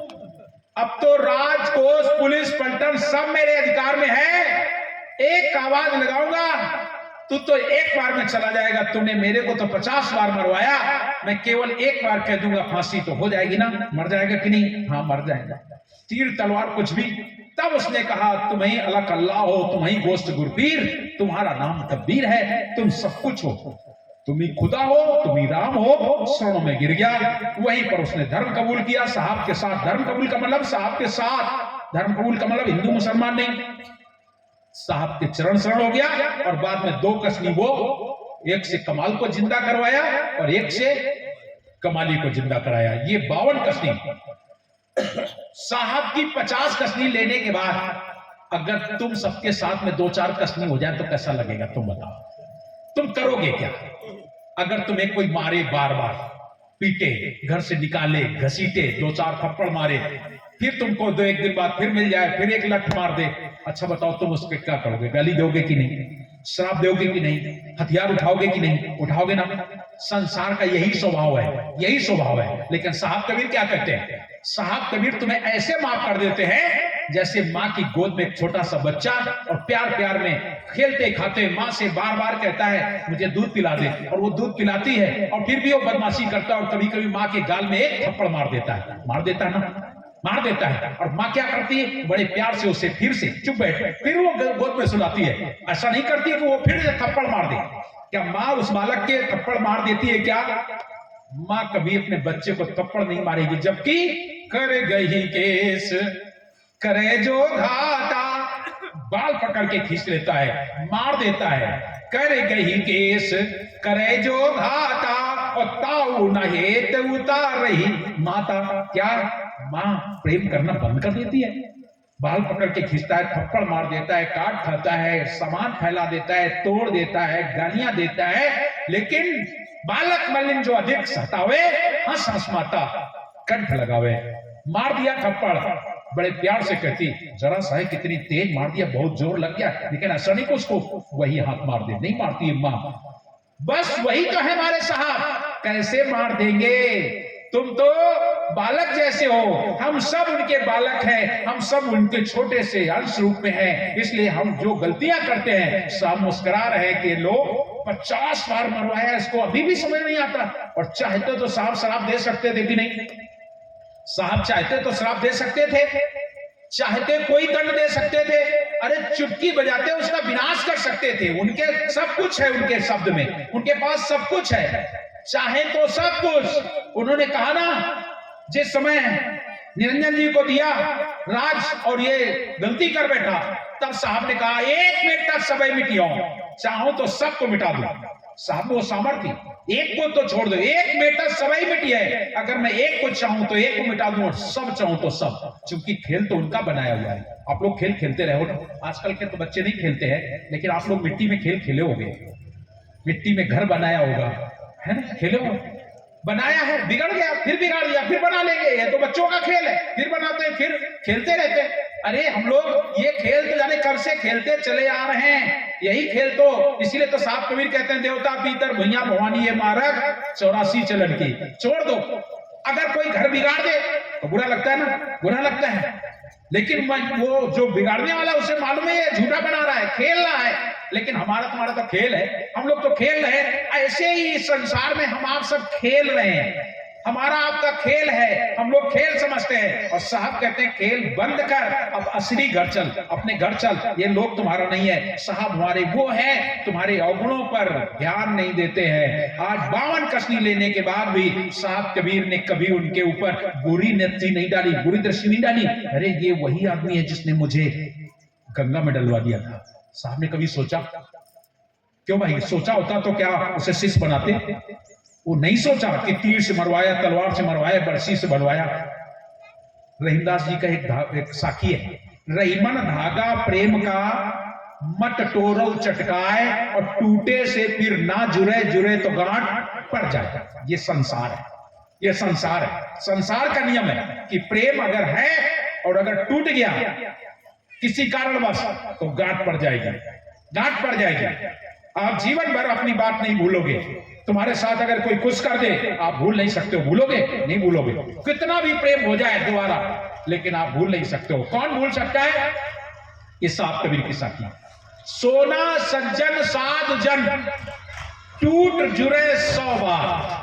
रहीमदास जी दोबारा कह रहे हैं साखी में, सोना सज्जन साध जन टूट जुरे 100 बार, और रहीमन फिर को ये टूटे मुक्ता हार। अगर मोतियों का हार, सोने का माला टूट जाए तो क्या फेंक दिया जाता है? फिर पोड़ लिया जाता है, फिर डाल लिया जाता है गले में। सोना सज्जन आदमी अगर टूट जाए तो उसमें गांठ नहीं रहती है। वो एक बार अगर हो गया, हो गई गलती, मान लिया गलती माफ हो गई, तो फिर छोड़ देते हैं। सोना सज्जन साधु जन टूट जुरे 100 बार, रहीमन फिर को ये टूटे मुक्ताहार। हमारे साहब कौन है? इनसे भी परे, इनसे भी परे। सोने में फिर भी टांका लग जाता है, अगर सोने की कोई चीज टूट जाए तो टांका लग जाता है, लेकिन कबीर साहब में वो भी नहीं है। ऐसे सदगुरु कबीर साहब हैं हमारे, उनका स्वरूप आप समझने का प्रयास कीजिएगा। वो सदगुरु कबीर इस संसार में चारों युगों में आए, और उनके ऊपर एक नहीं अनेक लोगों ने हथियार उठाए। रावण ने 70 बार, लोग कहते हैं, लीन मुनींद्र तिनकर ओटा, आति बल रावण मारी चोटा। पूरी ताकत के साथ चोट पहुंचाई। साहब क्या नाराज हुए? नहीं नाराज हुए। गोरखनाथ जी ने 7 बार त्रिशूल मारा, क्या साहब नाराज हुए? नहीं महाराज नाराज हुए। एक नहीं, ना जाने कितने 12 ब्राह्मणों ने कितना बड़ा विवाद खड़ा कर दिया, उनके नाम से झूठा निमंत्रण बांट दिया साल भर पहले से, और साहब कबीर के नाम पर मेला लग गया। बताओ, वो तो केशव बंजारा ना होता तो साहब को तो लोग बदनाम कर देते, लेकिन ऐसे ही बदनाम कर देते भाई। केशव बंजारे को साहब ने नाम दिया था, वो केशव बंजारा आ करके और साहब के मेले को पूर्ण कर दिया। जय बोले भाई कबीर की, माल उड़े भाई केशव का, जय बोले कबीर की। क्या क्या नहीं लोगों ने किया साहब कबीर के लिए, मतलब हर तरीके से बदनाम करने के लिए प्रयास किया, हर तरीके से मारने का प्रयास किया, लेकिन साहब कबीर ना मैं मारूं ना मरूं। साहब कहते मैं मरने वाला नहीं हूं, ना मैं मारूं ना मरूं, मारे यही बलाए। ये संसार की माया मरती मारती है। ना मैं मारूं ना मरूं, मारे यही बलाए, और सांचे गुरु का बालका, न मरे न मारन जाए। मैं मरने मारने वाला नहीं। वो है सदगुरु कबीर साहब। 1455 में काशी लहर तालाब में उनका आगमन हुआ, और आने के लिए तो कलयुग में कई बार हुआ। मैंने आपको बताया ना, 1700 के करीब में गरीबदास जी को मिले, और भी तमाम लोगों को मिले, बार बार आना हुआ उनका, लेकिन आखिरी में 1455 साल गए, चंदवार एक ठाट भये, जेठ सुधी बरसाइत को पूर्णमासी प्रकट हुए, और आकर के उन्होंने अपना सत्य धर्म के लिए प्रचार करना शुरू किया, और इसके बाद में ढूंढना शुरू कर दिया। देश विदेश हों फरा, देश विदेश हों फिरा, गली गली की खोर, और ऐसा जीवरा ना मिला कि लेता भटक पछोर। साहब कहते हैं शिष्य तो बहुत हो गए, लेकिन कोई ऐसा जीव नहीं मिल रहा है जो हमारे ज्ञान को, हमारी बात को फटक कर, पछोड़ कर धर लेता, ले लेता, धारण कर लेता, ऐसा कोई जीव नहीं मिला। इधर से साहब खोज में निकल पड़े, और इधर धर्मदास साहब का भी आगमन आप सब लोगों को मालूम है। सदगुरु कबीर साहब से पहले धर्मदास साहब का आगमन हो चुका था, और धर्मदास साहब कोई और नहीं थे। धर्मदास साहब सत्यलोक के सुकृत अंश थे। ऐसा ना सोच लो कि धर्मदास साहब कोई और साधारण आदमी थे, ये सुकृत अंश थे। और ये सुकृत अंश ऐसे थे, सत्यलोक में सत्य पुरुष ने सुकृत अंश से कहा कि तुम्हें मृत्युलोक जाना है, तो सुकृत अंश ने सुन रखा था कि मृत्युलोक कैसा है। बोले यहां तो 34 देखो चीखल पानी, जो आता सो फंसता है। ये तो फंसने वाला संसार है, यहां जो आया वो फंसा है। 34 देखो चीखल पानी, जो आता सो फंसता है। इस दुनिया की रीत यही है, सुख महंगा दुख सस्ता है। धर्मदास साहब वहां सत्यलोक में कह रहे हैं सत्य पुरुष से। जब साहब ने कहा तुम्हें मृत्युलोक जाना है, तो साहब बोले मैंने तो ऐसा सुना है कि जो जाता है वो फंस जाता है, और मैं कैसे जाऊं। और साहब कह रहे हैं, धर्मदास मन में विचार कर रहे हैं, मन में चिंतन कर रहे हैं कि साहब कह रहे मृत्युलोक जाओ, और मृत्युलोक ऐसा है कि जो जाता है वो फंस जाता है। अंदर अपने विचार कर रहे हैं, साहब अंदर की बात प्रकट कर रहे हैं। अरे धर्मदास, अरे सुकृत अंश, जाओ, तुम जाओ, और मुझे मालूम है कि तुम फंसोगे। ये भी बात है कि तुम फंसोगे, और जब तुम फंसोगे तभी तो तुम्हें निकालेंगे चल के, और नहीं तो तुम ही नहीं संसार के काटने वाले हो जाते, कड़िया तुम ही नहीं बन जाते। तुम जाओ और तुम वहां फंसोगे जाके, और मैं पीछे से आ रहा हूं, मैं तुम्हें निकालने आऊंगा और तुम्हें निकालूंगा, तुम्हारे साथ साथ ना जाने कितने और जीव आ जाएंगे। तब साहब को विश्वास हुआ, वहां से आ रहे हैं और साहब खुद आ रहे हैं साथ, स्वयं सदगुरु उनको लाए हैं यहां, ऐसे नहीं आ गए। देश विदेश हाँ फिरा नहीं, देश विदेश ढूंढन हमें आवा। कौन ढूंढ रहा है? स्वयं सत्पुरुष धर्मदास साहब के लिए घर ढूंढ रहे हैं, कहां भेजें? देश विदेश ढूंढन हमें आवा, तब मन महेश का देखा भावा। पूरे देश विदेश में उन्हें मन महेश केवल अच्छे लगे। देश विदेश ढूंढने हमें आवा, मन महेश का देखा भावा।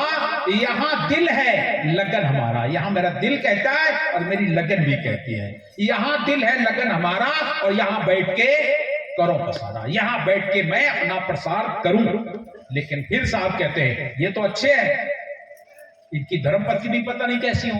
तब सुधर्मावती घट तौला जाए, सुधर्मावती को भी देखा, इन घट लगन हमारो भाई, इनके घट में मेरी लगन है। और तब धर्मदास साहब के उस सुकृतन जी ने हम सतलोक में कहते थे, उन्हें यहां धर्मदास साहब कहते, उनको मन महेश के घर में माता सुधर्मावती के गोद पेट में घर में उन्हें प्रवेश किया गया और प्रवेश किया गया। काल निरंजन की आंख खड़बड़ी मच गई कि सत्य पुरुष ने सुकृत अंश भेज दिया है, जो वो मैंने पढ़ा है उसमें एक बार एक जगह पर। काल चाहता था ये सुकृत अंश जन्म न लेने पाए, बहुत प्रयास करते हैं, लेकिन जिनके रक्षक गुरुधनी सके का करी, और हर उठे गुरु शरण है गुरु उठे नहीं, और जिनका स्वयं साहब मालिक है कुछ नहीं हुआ। आखिरकार धर्मदास साहब का आगमन कब हुआ?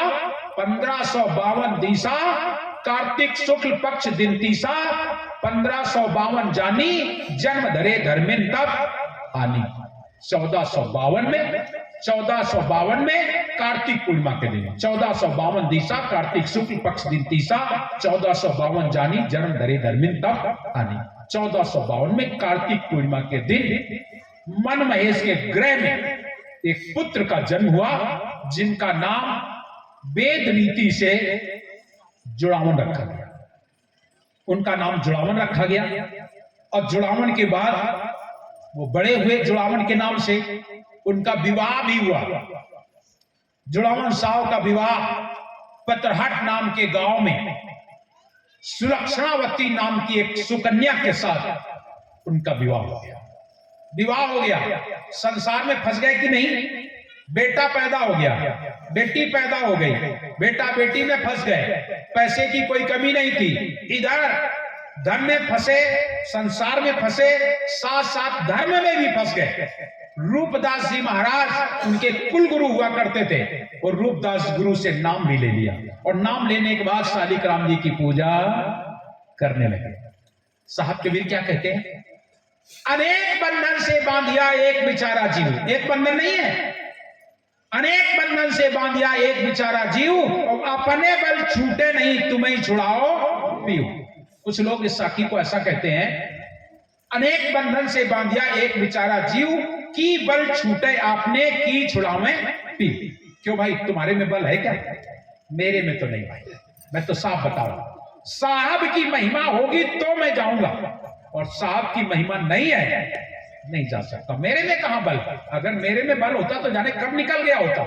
मेरे में बल नहीं, मैं तो भूला हुआ हूं, मैं तो भटका हुआ हूं, संसार में भूल रहा हूं, भटक रहा हूं। वो तो सदगुरु की कृपा पड़ जाए, उनकी दृष्टि हो जाए तो ले जाएंगे, ले जाएंगे। वो ज्ञान दे रहे हैं अपना, उनकी जिस दिन दृष्टि पड़ जाएगी उसी दिन बेड़ा पार हो जाएगा। और नहीं तो हम भूले हुए हैं, हम भटके हुए हैं। राह दिखाने के लिए स्वयं सदगुरु आते हैं। बीच नगर में सदगुरु मिल गए, आत्म ब्रह्म लखाया है, वो घर में घरई के घर में ज्यों का त्यों ठहराया है। राम मिलन का सब दुनिया राम मिलावे कोई हो। दुनिया के लोग कहते हैं राम मिलाएंगे, राम मिलाएंगे, राम मिलन का सब दुनिया राम मिलावे कोई हो, लेकिन कोई मिलाने वाला नहीं है। चलतन चलतन सदगुरु मिल गए, आत्म ब्रह्म लखाई हो।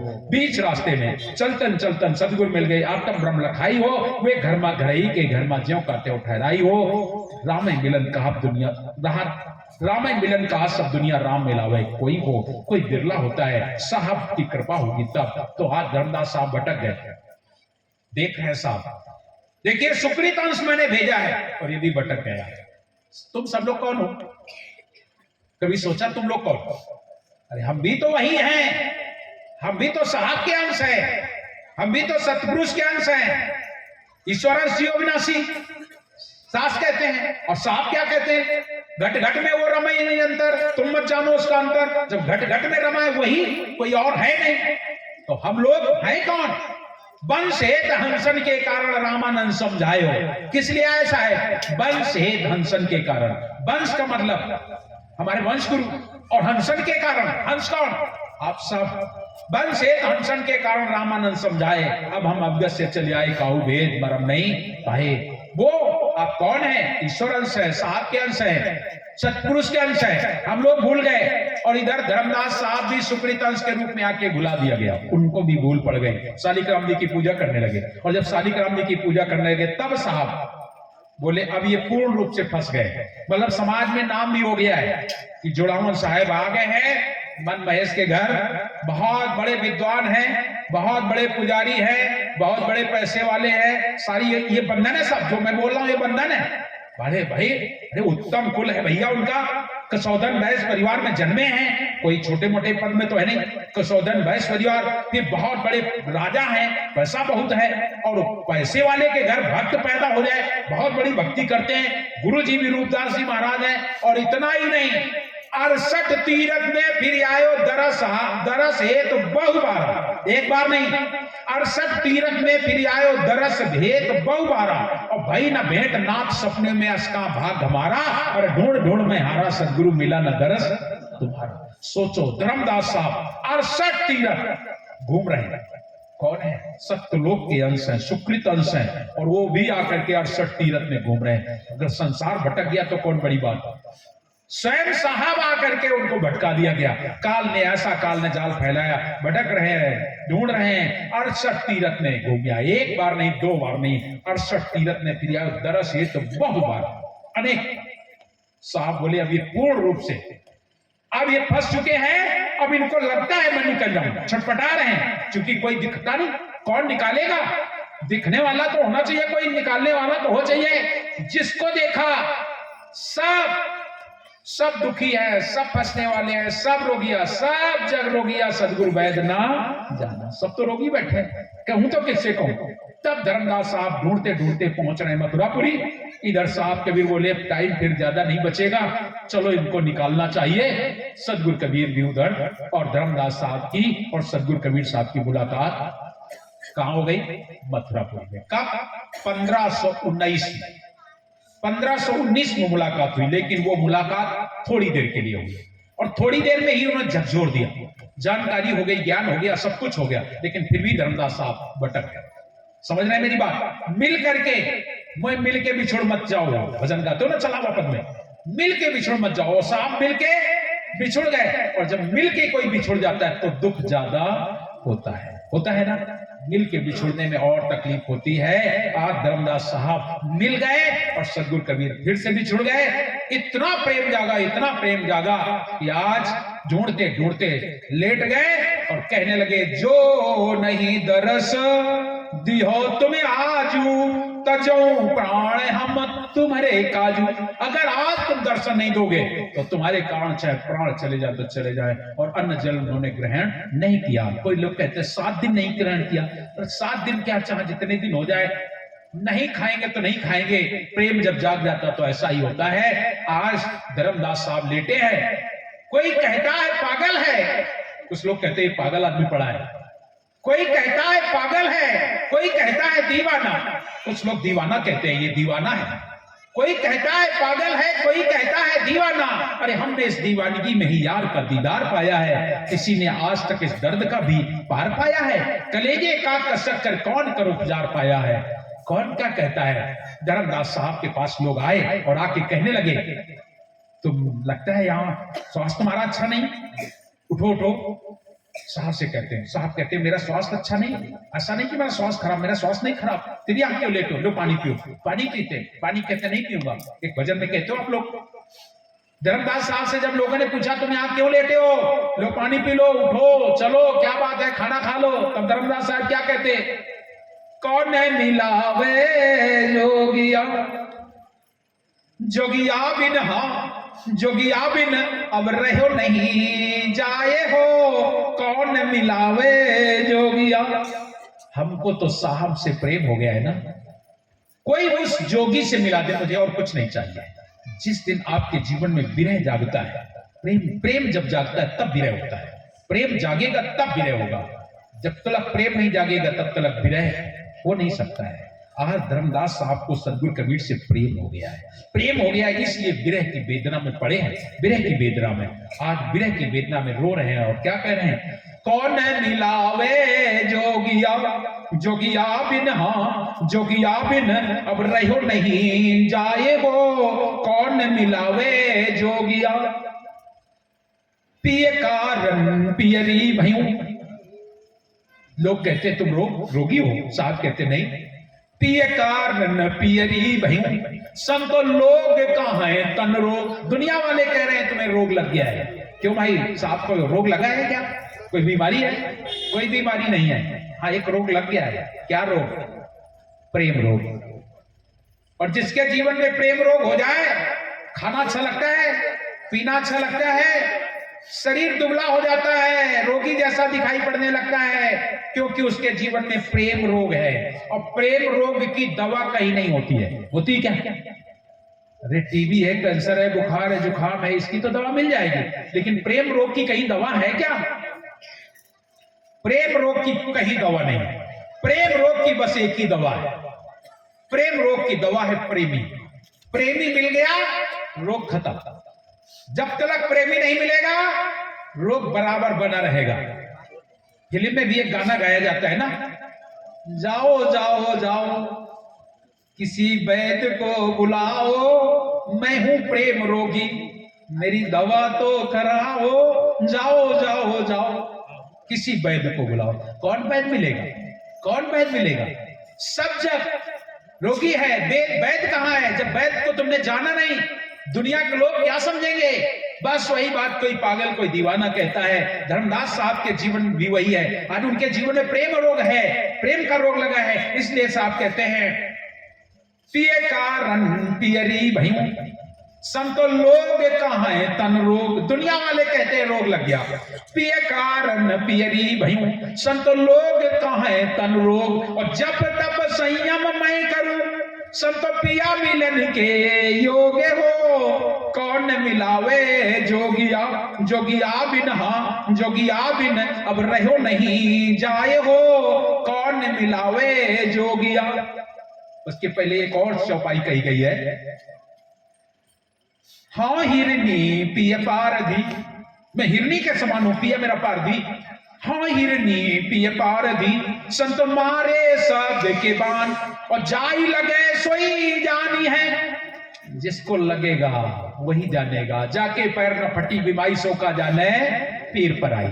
जिसके बीमाई समझते ना, पैर जिसको चढ़क जाते हैं उसको बीमाई कहते हैं। जिसके पैर चढ़क जाते हैं बहुत दर्द होता है, और जिसके नहीं चटकते वो क्या जानेगा? जानेगा जाके पैर ना फटी बीमारी सो का जाने पीर पराई। जिसकी माँ जिसका बेटा कभी दूर ना हुआ हो, जिसकी पत्नी पति कभी अलग अलग ना हुए, क्या जानेंगे वो दर्द क्या होता है बिछुड़ने का? जानेंगे क्या? वो तो वही जानेगा। एक विरहिणी ही विरह का दर्द जानती है, दूसरा नहीं जानता है। दूसरा क्या जानेगा? साहब कहते हैं कापे करो सिंगार पिया नहीं घर में। एक त्योहार था बहुत सुंदर, सभी माताएं बहनें श्रृंगार कर रही थी, लेकिन एक बहू थी उस घर में, उसका पति परदेश चला गया। सास आई और कहती बहू से तू भी श्रृंगार कर ले।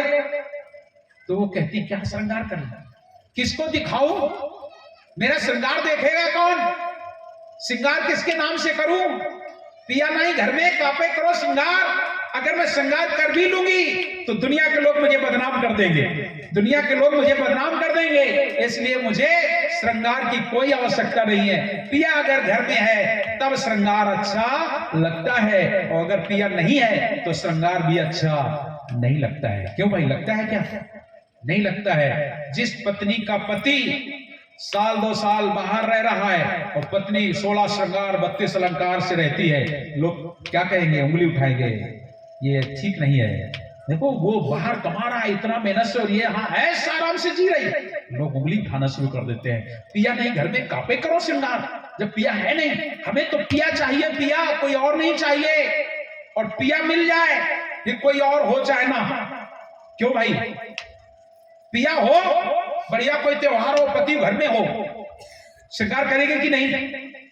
और पिया घर में नहीं है, सास है, ससुर है, देवर है, जेठ है, ननद है, जेठानी है, देवरानी है, सब है, लेकिन उसको श्रृंगार अच्छा लगेगा क्या? पिया नहीं है, सब संसार है, उसको श्रृंगार अच्छा नहीं लगेगा। और पिया हो केवल, घर में कोई ना हो, सब लोग बाहर हो, श्रृंगार करेगी कि नहीं? श्रृंगार करेगी। और पिया हो साथ, भले ही उसके पास भोजन ना हो, लेकिन उसका जीवन सुख में बीत जाएगा। आधी रोटी खा के दोनों अच्छे मस्त सो जाएगा।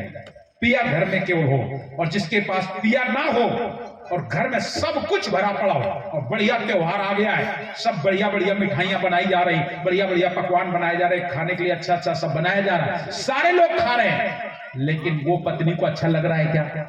वो खाएगी क्या?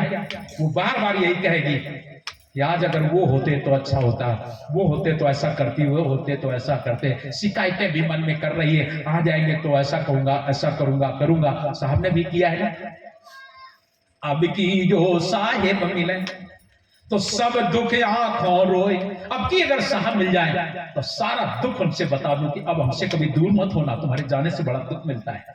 अब की जब साहिब मिले तो सब दुख आंखों रोए, और चरणन ऊपर सर धरूं और कहूं जो कहना होए। साहब के चरणों में सर रख करके जो मुझे कहना होगा सब कुछ कह डालूंगा। लेकिन एक बात बताओ, जब आ जाते हैं पिया तो कुछ कहना बचता है क्या? फिर मारे खुशी के सब भुला जाती है, कुछ भी कहना शेष नहीं रहता है। रहता है क्या? रह जाता है, कुछ भी शेष नहीं रह जाता है, दुनिया सब भूल जाया जाता है। साहब अगर अचानक आपके यहाँ आ जाए तो कैसा लगेगा? आप लोग बताओ। अचानक तो छोड़ दो, तारीख जब देते हैं तब आते हैं तो कैसा होता है? कहाँ रखा है रे लोटा भर पानी, मैंने यहाँ रखा था, को वो ना मिले। आसन लगाया था, पता नहीं कौन कहाँ इधर उधर कुछ कर दिया, आप लोग बड़े परेशान होते हो, साहब कहाँ गए, क्या है, अब हम क्या करें, क्या न करें, क्या करें? आप बिल्कुल पागल हो जाते हो, दीवानगी आ जाती है। फूल माला पास में रखे होते हैं और आपको मिलते नहीं, ढूंढने से मिलते हैं क्या? नहीं मिलते हैं। प्रेम वो चीज होती है, एक दीवानगी होती है प्रेम में, एक वो पागलपन होता है, सब कुछ होने के बाद सब कुछ भुलाया जाता है, वो अच्छा भी नहीं लगता और जाने को हटने का भी तैयार नहीं। साहब के पास खड़ा वहीं से कहेगा, कोई पानी ला दे मैं चरण मत उतार लूं, कोई माला ला दे मैं पहरा दूं, मैं कोई मुझे ये ला दे वो दे, लेकिन वो साहब के पास से हटना मंजूर नहीं करेगा। उसे लगता है सब कुछ मुझे यही मिल जाए, मैं साहब को साथ ना छोड़ूं। सब कुछ होते हुए भी हमें साहब के पास रहना अच्छा लगता है। आप लोगों के जीवन में ऐसा होता है कि नहीं? होता है, होता है। अरे और की बात क्या बताएं, हुजूर साहब की तो बहुत बड़ी बात है, सरकार की तो बात बहुत बड़ी बात है। अरे जब हम लोग जाते हैं तब लोगों के घर देखता हूं तो माचिस नहीं मिलती है, तो कहीं कपूर नहीं मिलता है, तो कहीं नारियल रखा है तो वहां मिल नहीं रहा है। होता है कि नहीं होता है? ऐसा होता है। तो फिर तो साहब है, साहब के जीवन में प्रेम, अगर साहब से प्रेम हो जाए फिर कहीं मिल जाए तो फिर क्या कहना है यार। धर्मदास साहब तो मिल के भी छुड़ गए तो उनके जीवन में कैसा होगा? इसलिए धर्मदास साहब कह रहे हैं, हो हिरनी पिय पारधी संतो मारे शब्द के बाण, जाही लगे सोई जानी है, संतो और दर्द नहीं आने हो, कौन मिलावे जोगिया, जोगिया बिन अब रहो नहीं जाए हो, कौन मिलावे जोगिया। पिय कारण पियरी भयूं संत लोग कहें तन रोग, जब तप संयम मैं करूं संत पिया मिलन के योग हो, कौन मिलावे जोगिया बिन अब रहो नहीं जाए हो, कौन मिलावे जोगिया। एक सज्जन कहते हैं पानी पी लो, साहब क्या कहते हैं, हाँ तो प्यासी पीयू की, यो पानी न पीवे, इस पानी की प्यास नहीं है। हाँ तो प्यासी पीयू की संत रटूं सदा पीयू, पिया मिले तो जीव हूं, नहीं तो सहजे त्यागो जीव हो, कौन मिलावे जोगिया। जोगिया बिन अब रहो नहीं जाए हो, कौन मिलावे जोगिया। 27 नक्षत्र होते हैं, आप लोगों ने सुना है कि नहीं? 27 नक्षत्र, और 27 नक्षत्रों में खूब पानी बरसता है, जिसमें हमारे यहां कहते हैं मघा तो खूब बरसते हैं, आप लोगों के यहां भी कहते होंगे अश्लेखा मघा, कुछ नक्षत्र ऐसे होते बहुत बरसते हैं, खूब पानी होता है, रात दिन पानी बरसता है। चाहे जितना पानी बरस जाए 26 नक्षत्र, लेकिन पपिया जितना पानी बरसेगा उतना और चिल्लाएगा, पीऊ पीऊ पीऊ, कहां पीऊ कहां पीऊ बोलता है ना। छोटा सा पक्षी पपिया होता है, रटता है, रटता ही रहता है। जितना बारिश होगी और ज्यादा चिल्लाएगा, जितना बारिश होगी उतना ही चिल्लाएगा, पीऊ पीऊ पीऊ, बार बार रटेगा, पीऊ पीऊ पीऊ पीऊ, कहां पीऊ क्या पीऊ, कहां जाऊंगा। 27 नक्षत्रों में 26 नक्षत्रों का पानी बरस जाता है, नदी तालाब सब उफान पर जा रहे हैं, लेकिन पपिया प्यासा का प्यासा है, पपिया प्यासा है। क्यों? उसे 26 नक्षत्रों का पानी नहीं चाहिए, उसे पानी चाहिए केवल स्वाति नक्षत्र का चाहिए। केवल स्वाति नक्षत्र की एक बूंद अगर उसके जीवन में मिल जाए, क्यों भाई, जीवन भर की प्यास खत्म हो गई कि नहीं? जीवन भर की प्यास बुझ जाती है। ऐसे ही जो सदगुरु कबीर को जान लेता है, धनी धर्मदास जी साहब को जान लेता है, वंश गुरुओं को जान लेता है, इसके बाद 27-26 नक्षत्र खूब बरसे, क्यों भाई वो पानी अच्छा लगेगा क्या? अच्छा लगेगा? कभी अच्छा नहीं लगेगा। कितनी भी बारिश हो जाए, कहीं भी कितना ज्ञान ध्यान सत्संग भजन हो, लेकिन आपको अच्छा नहीं लगेगा। क्यों? आपको तो बस एक ही बात लगेगी, स्वाति नक्षत्र की एक बूंद पर्याप्त होती है। एक बूंद, खूब बरसे चाहे न बरसे, एक बूंद, स्वाति नक्षत्र की एक बूंद ही पर्याप्त होती है। वही सदगुरु कबीर है हमारे स्वाति नक्षत्र की बूंद, वही है धनी धर्मदास जी साहब पपिया बन करके रट रहे हैं। पिए कारण पियरी भयूं, हाँ तो प्यासी पीऊ की, संतो रटो सदा पीऊ पीऊ, पिया पिया रटते। और पपिया होता कैसा है? पपिया का मन देख के धीरज रहे न रंज, मरते दम जल में पड़ा कहू न बोरी चंच। पपिया कहते मर रहा हो, तड़प रहा हो और तालाब में गिर जाए तो भी चोंच भर के पानी नहीं पिएगा, चोंच उसकी ऊपर ही हो जाएगी, मर जाएगा, लेकिन और पानी नहीं पिएगा। ऐसे ही जो साहब कबीर के शरण में आ जाते हैं, जो सदगुरु कबीर और धर्मदास साहब वंश गुरुओं को जान लेते हैं, फिर उनके जीवन में और पानी पीने की इच्छा नहीं होती है। फिर सब जगह जाएंगे, घूमेंगे, देखेंगे, बैठेंगे, सुनेंगे, लेकिन आनंद नहीं आएगा। आनंद तो उसी क्षण आएगा हमारे साहब कुछ बोले और चाहे ना बोले। एक बार केवल दर्शन हो जाते हैं। मेले, आप लोग मेला में जाते हो, आप लोग वहां तमाम संत महान प्रवचन करते हैं, लेकिन साहब आ जाए, केवल बोले चाहे ना, केवल साहब के दूर से दर्शन हो गए, साहब बंदगी कर लिए, क्यों भाई आपको शांति मिल गई कि नहीं? और अगर कहीं पास में पहुंच गए, चरण स्पर्श मिल गए, और कहीं दृष्टि से दृष्टि मिल गई, अरे वाह, फिर तो क्या कहना, सब कुछ मिल गया, मिल जाता है ना। ये है स्थिति। आज धर्मदास साहब उसी बात को कहते हैं, हाँ तो प्यासी पीऊ की, सम तो रटता हूं सदा पीऊ पीऊ, और पिया मिले तो जीव हूं, नहीं तो सहजे त्यागो जीव हो, कौन मिलावे जोगिया। जोगिया बिन, हाँ जोगिया बिन अब रहो नहीं जाए हो, कौन मिलावे जोगिया। जब ये बात कही, सदगुरु कबीर देख रहे हैं, आज ये खाना पानी छोड़ दिया है। धर्मदास साहब कह रहे हैं, जो नहीं दरस दी हो तुम आजू तो जो प्राण हम तुम्हारे काजू, तुम्हारे कारण प्राण छोड़ देंगे, लेकिन जल पानी नहीं ग्रहण करेंगे, हम अन्न जल ग्रहण नहीं करेंगे। तब साहब आ जाते हैं और स्वयं प्रकट होते हैं, स्वयं प्रकट हो रहे हैं, ढूंढने से नहीं मिले, साहब स्वयं आ गए। तुम्हारे प्रेम को देख के, तुम्हारे अनुराग को देखकर स्वयं आकर के प्रकट हो गए। और अब साहब कबीर कह रहे हैं, धर्मदास साहब कह रहे थे, अब साहब कबीर क्या कह रहे हैं? कहें कबीर सुन जोगनी। अब सदगुरु कबीर कह रहे हैं, धर्मदास अरे जोगनी का रूप बना लिया तूने, कैसा हो गया तू? कहे कबीर सुन जोगनी, तेरे तन ही में मन नहीं समाए। तेरे तन में कौन बैठा है? मन। और ये मन कैसा है? ये मन है बहु रुपया करे अनोखे काम, और स्थिर होए कबहू लेत नहीं एक प्रभु को नाम, हानि और लाभ ना जाने रे। ये मन बड़ा शैतान है, मने नंजन जानिए, मन मुल्ला मन काजी, मन के हारे हार है, मन के जीते जीत, और मन ही से पहचानिए पार ब्रह्म प्रतीत। इसीलिए तो संध्या पाठ में कहते हो मन को मार गगन चढ़ जाइए।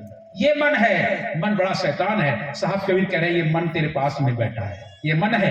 कहे कबीर सुन जोगनी तेरे तनई में मने समाये, तेरे तन में मन बैठा है। कहे कबीर सुन जोगनी तेरे तनई में मने समाये, और पिछली प्रीत के कारण जोगी बहुर मिलेंगे। किस लिए आए? पिछली प्रीत। आज की प्रीत रही है, सतलोक की प्रीत है धर्मदास साहब की, और वही नहीं, हमारी आपकी भी पिछली प्रीति है। आप लोग यहां बैठे हो, बहुत से लोग हैं जो मुझे नहीं जानते हैं, नहीं जानते होंगे ना, लेकिन बैठे हैं कि नहीं, सत्संग सुन रहे हो। हम भी नहीं जानते आप कहां रहते हो, कौन हो, क्या है, जानते हैं क्या?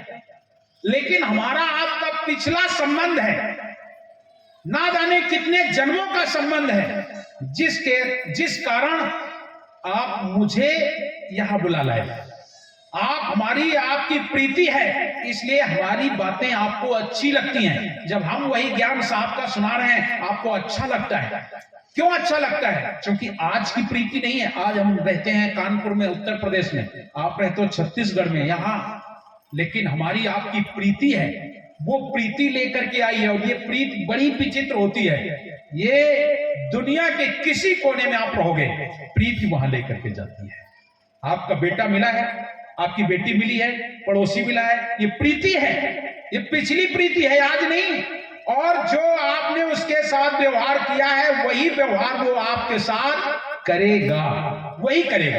आप तो अच्छे हैं, बढ़िया सुंदर आचरण और व्यवहार है, लेकिन एक तुम्हारे घर में बेटा दे दिया जाता है, बड़ा दुष्ट और नालायक होता है, वो तुम्हारी भक्ति में बाधक बन जाता है, तुम्हारे धर्म कर्म में बाधक बन जाता है। एक ऐसा होता है, तुम्हारे घर में बच्चा जन्म लेता है, तुम्हारा जीवन भर सहायक बनकर रहता है। क्यों? ये केवल वही है, पिछली प्रीति है, और उस प्रीति में जो जैसा करता है वैसा होता है। हमारा आपका जो प्रीति है वो ना जाने कब की प्रीति है, और यही कारण होता है कि हम आप लोग बैठ करके सुनते हैं, एक साथ रहते हैं, और बड़ा अच्छा लगता है। जब यहाँ आ जाते हैं तो ऐसा लगता है कि हम कहाँ हैं। मुझे मालूम है कि मैं कानपुर में बैठ मुझे तो ये लगता ही नहीं कि मैं कानपुर में बैठा हूं कि छत्तीसगढ़ में बैठा हूं। मुझे तो ऐसा लगता है सब अपने हैं, सब मैं यहीं पर हूं, मैं मेरा आनंद यही है। रात दिन बढ़िया सत्संग भजन सत्संग में आप लोगों के साथ बैठ करके। साहब कबीर का हमारे आपसे बड़ा प्रेम है, चूंकि हम लोग सब सतलोक के अंश हैं, सब के सब ईश्वर अंश हैं, तो साहब की प्रीति है तुम्हारे साथ। धर्मदास साहब की प्रीति भी है। आज वो सुकृतन सतलोक से आए। साहब कबीर कह रहे हैं, कहे कबीर सुन जोगनी तेरे तने में मन समाये। इस मन के कारण तू भटक रहा है, और इस मन को अगर समझा ले, इस मन को तू समझ ले, तो फिर तुझे भटकना नहीं पड़ेगा। कहे कबीर सुन जोगनी तेरे तने में मन समाये, और पिछली प्रीत के कारण जोगी बहुर मिलेंगे, आए पुनः मिलेंगे। धर्मदास साहब कहे अब मिल के बिछोड़ मत जाए हो, अब मिल गए हो, अब मत बिछोड़ जाना। अब तो आप मिल गए हो, बस पकड़ लेते हैं। और क्या कहते हैं, 1520 के साला बांधवगढ़ की धर्मशाला, धर्मिन को सब कहे प्रसंगा, तुम हो मोरे भक्ति के अंगा। ले आए धर्मदास साहब अपने गृह में 1520 में, और उनको सारी भक्ति की बातें उन्हें सुना और समझा दी। धर्मदास साहब जैसे महान ज्ञानी, बढ़िया अनुरागी, प्रेमी, और सदगुरु कबीर साहब जैसे महान सत्पुरुष, जो प्रश्न धर्मदास साहब ने किया, सबका उत्तर सदगुरु कबीर ने दिया। ऐसा कोई प्रश्न नहीं है जो प्रश्न कबीर पंथ में हल ना किया जाता हो। कबीर पंथ ही एक ऐसा पंथ है जिस पंथ में सारे प्रश्न दुनिया के हल होते हैं। आपके पास कौन सा ऐसा प्रश्न है जिस प्रश्न का उत्तर कबीर पंथ में ना हो? हाँ, हमें नहीं मालूम हो सकता, ये मैं कह देता हूं। ऐसा ना सोचो कि मुझे मालूम है, मुझे नहीं मालूम, लेकिन कबीर पंथ में सारे प्रश्नों का हल है। ऐसा कोई प्रश्न नहीं जो कबीर पंथ में ना हो। और साहब कबीर ने सुमिरन की सुध इतनी सुंदर बताई, सुमिरन की सुध यूं करो जो गागर पनियार, ऐसे कहते हैं, हाले जोड़ले सूरत में कहें कभी विचार, वो तो बताई, लेकिन इतना सुंदर हर कार्य के लिए आपको सुमिरन दिया गया ना। सोने जाओ तो सुमिरन, जागो तो सुमिरन, पैर रखो जेब में तो सुमिरन, बाहर निकलो तो सुमिरन, अगर माताएं हाथ में झाड़ू लेती हैं सुमिरन, है ना, कहते हो ना, सब सुमिरन। चाहो तो आप हर वस्तु का सुमिरन याद कर सकते हो। लेकिन साहब कबीर कहते हैं कोई बात नहीं, नहीं सुमरन आता नहीं सही, तो ध्यान ही रखो, नाम का तो ध्यान रखो। माताएं हमारी झाड़ू पकड़ लेती हैं, अगर उनको कुछ नहीं आता है, नहीं कह पाती सुमति बहुरी कर गई ना कचरा को मत दूर कर लिया, अगर ये शब्द नहीं कह पाती तो मत कहो। सतनाम सतनाम तो कह सकते हो, साहब साहब तो कह सकते हो, अपने साहब को तो याद कर सकते हो, उतना ही। मतलब हर कार्य में हमें भोजन के लिए बैठे, अब हम लोग तमाम यहाँ, आप लोग तमाम भजन कहते हो, तमाम बातें कहते हो, चंदन चौका कंचन धारी हीरा लाल पदुम की धारी बहुत भाग्य होनार बनाए सन सुलभ बारस कराए, सत सुकृत सतनाम गुसाई सत्य कहे सुख उपजे सुकृत कहे दुख जाए, महिमा महाप्रसाद की पाओ संतो भोग लगा। नहीं हमें आता है, नहीं आता है, हाथ जोड़ के साहब से ये तो कह सकते हैं धन्य साहब, आपकी कृपा आपकी महिमा, इतना सुंदर प्रसाद आपके आशीर्वाद से प्राप्त हो रहा है, आपकी ऐसे ही रहे कर्म मेरे ऊपर बनी रहे, मैं भी भूखा ना रहूं कोई साधु ना भूखा जाए। अगर इतना हम कह देते हैं तो क्या वो भोग के बराबर नहीं हो गया? आपका ध्यान तो हो, आप कुछ तो कर सकते हो। नहाने के लिए जाते हो, नहीं आपको याद रहता हमें सरोवर ज्ञान हंसा पैठ नहाए, मत कहो अरे पानी उठाओ साहेब साहेब सतनाम सत, कुछ तो कहोगे ना, कुछ तो कह सकते हो, अरे कुछ तो कहो, अपने साहब को याद रखो। सोने जा रहे हो, आपको नहीं ये सुमरन याद है, संयम नाम सदा चितलाई जा सो काल तक, मत याद करो ना भाई, बैठ जाओ सतनाम सतनाम साहेब साहेब साहेब का ध्यान करो, सो जाओ मस्त हो जाओ। कोई जरूरी नहीं कि सुमरन याद ही हो, लेकिन साहब केवल मैं तुम्हें बता ये रहा हूं, ऐसा संसार में कोई कर्म नहीं है जिस कर्म के लिए कबीर पद में सुमिरन ना हो। ध्यान दीजिएगा, पानी अगर भरते हो तो उसका भी सुमिरन, छानते हो तो उसका भी सुमिरन, पीते हो तो उसका भी सुमिरन, समझ रहे हो ना, मल करने जाते हो उसका भी सुमिरन, अगर हम मूत्र त्याग करते हो तो उसका भी सुमिरन, हर कुछ तो सुमिरन दे दिया साहब ने, केवल इसलिए कि तुम्हारा ध्यान साहब में बना रहे, केवल इसलिए, और कोई मतलब नहीं। ऐसा नहीं कि तुम्हें साहब विद्वान बनाना चाहते हैं या तुम्हें साहब बहुत बड़ा कंठस्थ कर लो तुम ज्ञानी बन जाओ, ज्ञानी बनना नहीं है, कंठस्थ नहीं करना है, हमें तो साहब को याद रखना है हर कार्य में। सर्वानंद जी को कहां ज्ञान दे दिया? दिशा मैदान में। क्यों भाई, टट्टी में ज्ञान दे दिया ना, दिशा मैदान में बैठ करके ज्ञान दे दिया। समझ रहे हो ना मेरी बात?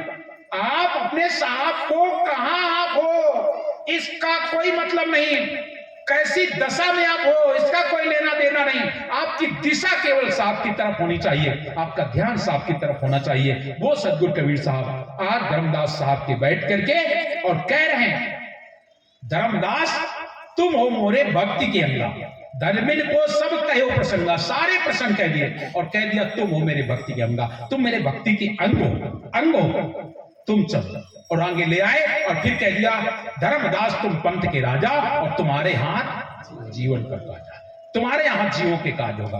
धर्मदास साहिब कहते मैं का जानो साहिब पंथ के आदि जम्बू द्वीप बसे बकवादी। धर्मदास साहिब हाथ जोड़ते हैं, साहब कबीर कहते हैं धर्मदास तुम बीरा ले हो जम्बू द्वीप के जीवन ले हो, तो साहब कहते मैं का जानो साहिब पंथ के आदि जम्बू द्वीप बसे बकवादी, पढ़े वेद यो करे है चारा, वो नहीं माने शब्द तुम्हारा, तो जो नहीं माने शब्द हमारा, साहब कह रहे हैं जो नहीं माने शब्द हमारा सो चले जाइए जम के द्वारा, जो कोई माने शब्द हमारा सो चले आवे लोक हमारा, अंतर कपट करे मनमाही ताको लोग बदो नहीं भाई, कहे कबीर सुनो धर्मदास बीरा नाम करो प्रकाश। लेकिन धर्मदास साहब हाथ जोड़ रहे, तब सदगुरु कबीर बोले तुमसे नहीं, तुमसे नहीं, नरदेही से पंच चले नहीं भाई, ताके आपन अंश पठाई, और अपना अंश भेजा। कौन? नौतम अंश मुक्तामणि नाम साहब को, किसके घर में? धर्मदास साहब के घर, माता आमिन के घर में, और ऐसे नहीं कि संयोग से ना, परवाना दे करके, नाम पान परवाना लिख करके माता आमिन को दिया गया, और उसके प्रभाव से मुक्तामणि नाम साहब का आगमन हुआ। और जब मुक्तामणि नाम साहब का आगमन हुआ और उनको 42 वंश का आशीर्वाद मिला, जिनके 42 वंश में से 15वें वंश गुरु हुजूर प्रकाश नाम साहब वर्तमान में हम सबके भवसागर के नैया के खेवैया हैं, और 16वें वंश गुरु के रूप में उदित नाम साहब भी प्रकट हो चुके हैं। ये हमारी वंश परंपरा है। अब थोड़ी सी और आपसे बात करते हैं, इसके बाद समाप्त करेंगे। सदगुरु कबीर को आप लोग समझें, सदगुरु कबीर साहब को लोग अनपढ़ कहते हैं। आप लोग समझ रहे हैं मेरी बात? अनपढ़ किसे कहते हैं? आप लोग बताओ अनपढ़ किसे कहते हैं? अनपढ़ का मतलब लोग समझते हैं अंगूठा छाप, जिसको काखा गागा लिखना ना आता हो, जिसे अपने हस्ताक्षर ना करने आते हो, उसी को तो अनपढ़ कहते हैं। उसे अनपढ़ कहते हैं। जिसने कलम से आई पेन ना उठाया हो, जो किताबें ना पढ़ता हो, जो कुछ लिखता ना हो, उसे अनपढ़ कहते हैं। ठीक है ना, वही तो अनपढ़। लेकिन आज तुम सब अनपढ़ हो। सब लोग तो अंगूठा लगाते हो ना, क्यों भाई? चावल लेने जाते हो तो अंगूठा लगता है कि नहीं? सब अनपढ़ बैठे हो। तो अब आप समझ सकते हो कि अंगूठा लगाने वाला क्या अनपढ़ हो सकता है क्या? अगर अंगूठा छाप को ही आप अनपढ़ कहते हो तो क्या अनपढ़ थे साहब? दूसरी बात, भगवान राम किस यूनिवर्सिटी में पढ़ने गए थे? भगवान कृष्ण कॉलेज में पढ़ने गए थे। भगवान कृष्ण किस कॉलेज में पढ़े? अत्रि, जमदग्नि, चंद्रमा, नारद, वशिष्ठ, व्यास किस कॉलेज में पढ़े? गौतम ऋषि, इंद्र किस किस किस कॉलेज में पढ़ने गए? तुलसी बाबा किस कॉलेज में पढ़े? रामानंद जी किस कॉलेज में पढ़े थे? सर्वानंद किस कॉलेज में पढ़े थे? इनके लिए कोई कॉलेज बने थे क्या? सब लोग गुरुकुल में पढ़ते थे। और साहब कबीर भी रामानंद जी के यहां रहे। तो क्यों साहब कबीर क्यों नहीं पढ़े? पढ़ना चाहिए ना, पढ़ना चाहिए ना। लेकिन सारी दुनिया को जो शिक्षक हो, सिगरे जब को ताको तू का देख शिक्षक, सारे संसार का जो शिक्षक हो उसे कौन पढ़ेगा? बात समझ रहे हो मेरी? अरे ये सारे संसार का शिक्षक जो है उसे कौन पढ़ेगा? वो तो सारी दुनिया को देने आए थे, सारी दुनिया को समझाने आए थे, सारी दुनिया को पढ़ाने आए थे। कोई ऐसा भी गुरु है जो साहब को पढ़ा दे? साहब को पढ़ा दे? और तुमने साहब कबीर को अनपढ़ कह दिया। कहते थे वो मस कागज छुओ नहीं, कलम वो नहीं हाथ। आधी साकी बस इतनी बोलते हैं लोग। जितने लोग विरोधी लोग हैं वो इतनी बोलेंगे, मस कागज छुओ नहीं, कलम वो नहीं हाथ। इतना बोलेंगे, आगे नहीं बताएंगे। अरे मस कागज छुओ नहीं, कलम वो नहीं हाथ, आगे क्या कहते हैं? चारों युग की वार्ता कबीर मुख है जनाई बात। चारों युग की बात उन्होंने अपने मुख से कही, और फिर भी तुम कहते हो अनपढ़। फिर भी अनपढ़। और अनपढ़ लिखा नहीं, तुम लोग कहते हो मस कागज छुओ नहीं, कलम वो नहीं हाथ। लेकिन उन्होंने तो कलम उठाई है, लिखा है। लिखा है कि नहीं? कबीर मिले धर्मदास को लिख परवाना दी, तो लिखा कि नहीं? आप लोग बताओ, लिखा कि नहीं लिखा? लेकिन उन्होंने वेद नहीं लिखे, शास्त्र नहीं लिखे, पुराण नहीं लिखे, कुरान नहीं लिखे। क्या लिखा? कबीर मिले धर्मदास को लिख परवाना दीन, और आदि अंत की वार्ता यही लोक का। क्या लिखा है? परवाना। और उसमें लिखा क्या है? कोई वेद शास्त्र पुराण पुराण रामचरितमानस, गीता, रामायण, आदि से अंत तक, सृष्टि के उद्भव से लेकर के सृष्टि के समापन तक सब कुछ उसमें लिखा है। आदि अंत की वार्ता यही लोक का। साहब ने वो परवाना लिखा है। लिखा है कि नहीं? और सदगुरु कबीर अनपढ़। हम लोग पहले सोचते थे अनपढ़ मतलब वही कक्षा 1, 2, 3, 4 पढ़ने वाले, high school, inter, BA, MA करने वाले, पीएचडी करने वाले, इन्हीं को पढ़ा लिखा कहा जाता है। जो ऐसा नहीं करता वो अनपढ़। लेकिन नहीं, अनपढ़ का दूसरा अर्थ है। अनपढ़ का ये अर्थ नहीं है। अनपढ़ का मतलब होता है जिसे हम ना पढ़ सके, जिसे दुनिया के लोग ना पढ़ सके, जिसे किसी वेद शास्त्र से ना पढ़ा जाए, जिसे किसी ज्ञान से ना पढ़ा जाए, जिसे किसी भाषा से ना पढ़ा जाए, वो है सदगुरु कबीर। वो है सदगुरु कबीर। सदगुरु कबीर को पढ़ा जा सकता है क्या? किसी ज्ञान से, ध्यान से, योग से, वैराग से, किन्हीं अक्षरों से पढ़ा जा सकता है? अरे का केवल ब्रह्म है बाप विश्व शरीर, रात सवन में रम रहा का नाम कबीर। कक्का केवल नाम है बब्बा वरण शरीर, रर्रा सब में रम रहा का नाम कबीर। पानी से पैदा नहीं, श्वासा नहीं शरीर, अन्न हर करते नहीं ताका नाम कबीर। वो सदगुरु कबीर है। 4 दाग से सदगुरु नारो अजरो अमर शरीर, दास मनुख सलूक आदे खोजो कसम कबीर। कौन है सदगुरु कबीर? कैसे पढ़ोगे? सत्य सत्य के नाम से सत्य सागर भरा, सत्य का नाम त्रिलोक साजा। संत जन आरती करे, प्रेम तारी भरे, ढोल निशान मृदंग बाजा। भक्ति साची क्या नाम निश्चय लिया, शून्य के शिखर पर प्रमाण गाजा। सत्य कबीर सर्वज्ञ रमे। पढ़ोगे? कैसे पढ़ोगे? सत्य कबीर सर्वज्ञ रमे भजो सत्य नाम क्या रंग राजा। कौन पढ़ सकेगा साहब कबीर? कैसे पढ़ सकोगे? अनपढ़ का मतलब है जिसे पढ़ा ना जा सके, जो हमारी बुद्धि से परे हो, जो हमारे विवेक से परे हो, जो हमारे ज्ञान से परे है, वो है सदगुरु कबीर। इसलिए अनपढ़ दुनिया के सारे लोगों को पढ़ा गया। गोरे हैं, काले हैं, लंबे हैं, चौड़े हैं, हट्टे कट्टे, दुबले पतले, हिंदू मुसलमान सिख ईसाई जातियों में बने, देश की सीमा में बने, लेकिन साहब कबीर ना देश की सीमा में, ना जाति की सीमा में नहीं बनते हैं। वो है अनपढ़। और वो अनपढ़ काम क्या किया? कबीर मिले धर्मदास को, लिख परवाना दीन। परवाना लिख के दिया और उस परवाना में कुछ और नहीं लिखा है।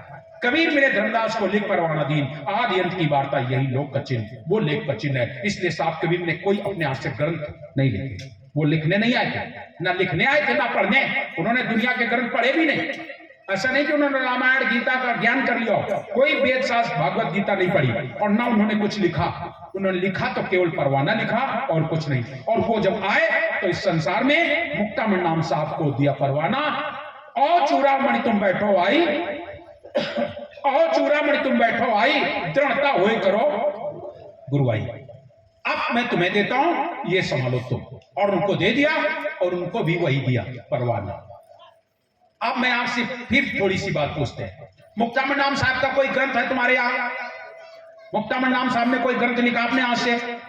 सुदर्शन नाम साहब, कुलपत नाम साहब, प्रमोद गुरु बालापीर नाम साहब, केवल नाम साहब, अमोल नाम साहब, सूरज सनेही नाम साहब, हक नाम साहब, पाक नाम साहब, प्रगट नाम साहब, धीरज नाम साहब, उग्र नाम साहब और दया नाम साहब तक कोई ग्रंथ हो तो बताओ।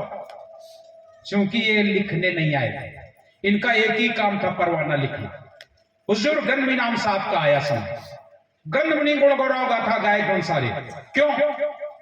सिकंदर बादशाह ने 14 अर्ब ज्ञान जो जमुना के किनारे गड़वा दिया था, सदगुरु कबीर बोले थे, वंश में जब 13 पीढ़ी ज्ञान राजधानी चूड़ामणि अवतारा हो, उनके अंग छाया नहीं हुई देवी दे पारा हो, उनका गंधमुनि नाम साहब आएगा, नाम आएंगे और वो इसको निकालेंगे। इसके बाद हुजूर प्रकाश नाम साहब आ गए। प्रकाश नाम साहब ने कोई ग्रंथ लिखा?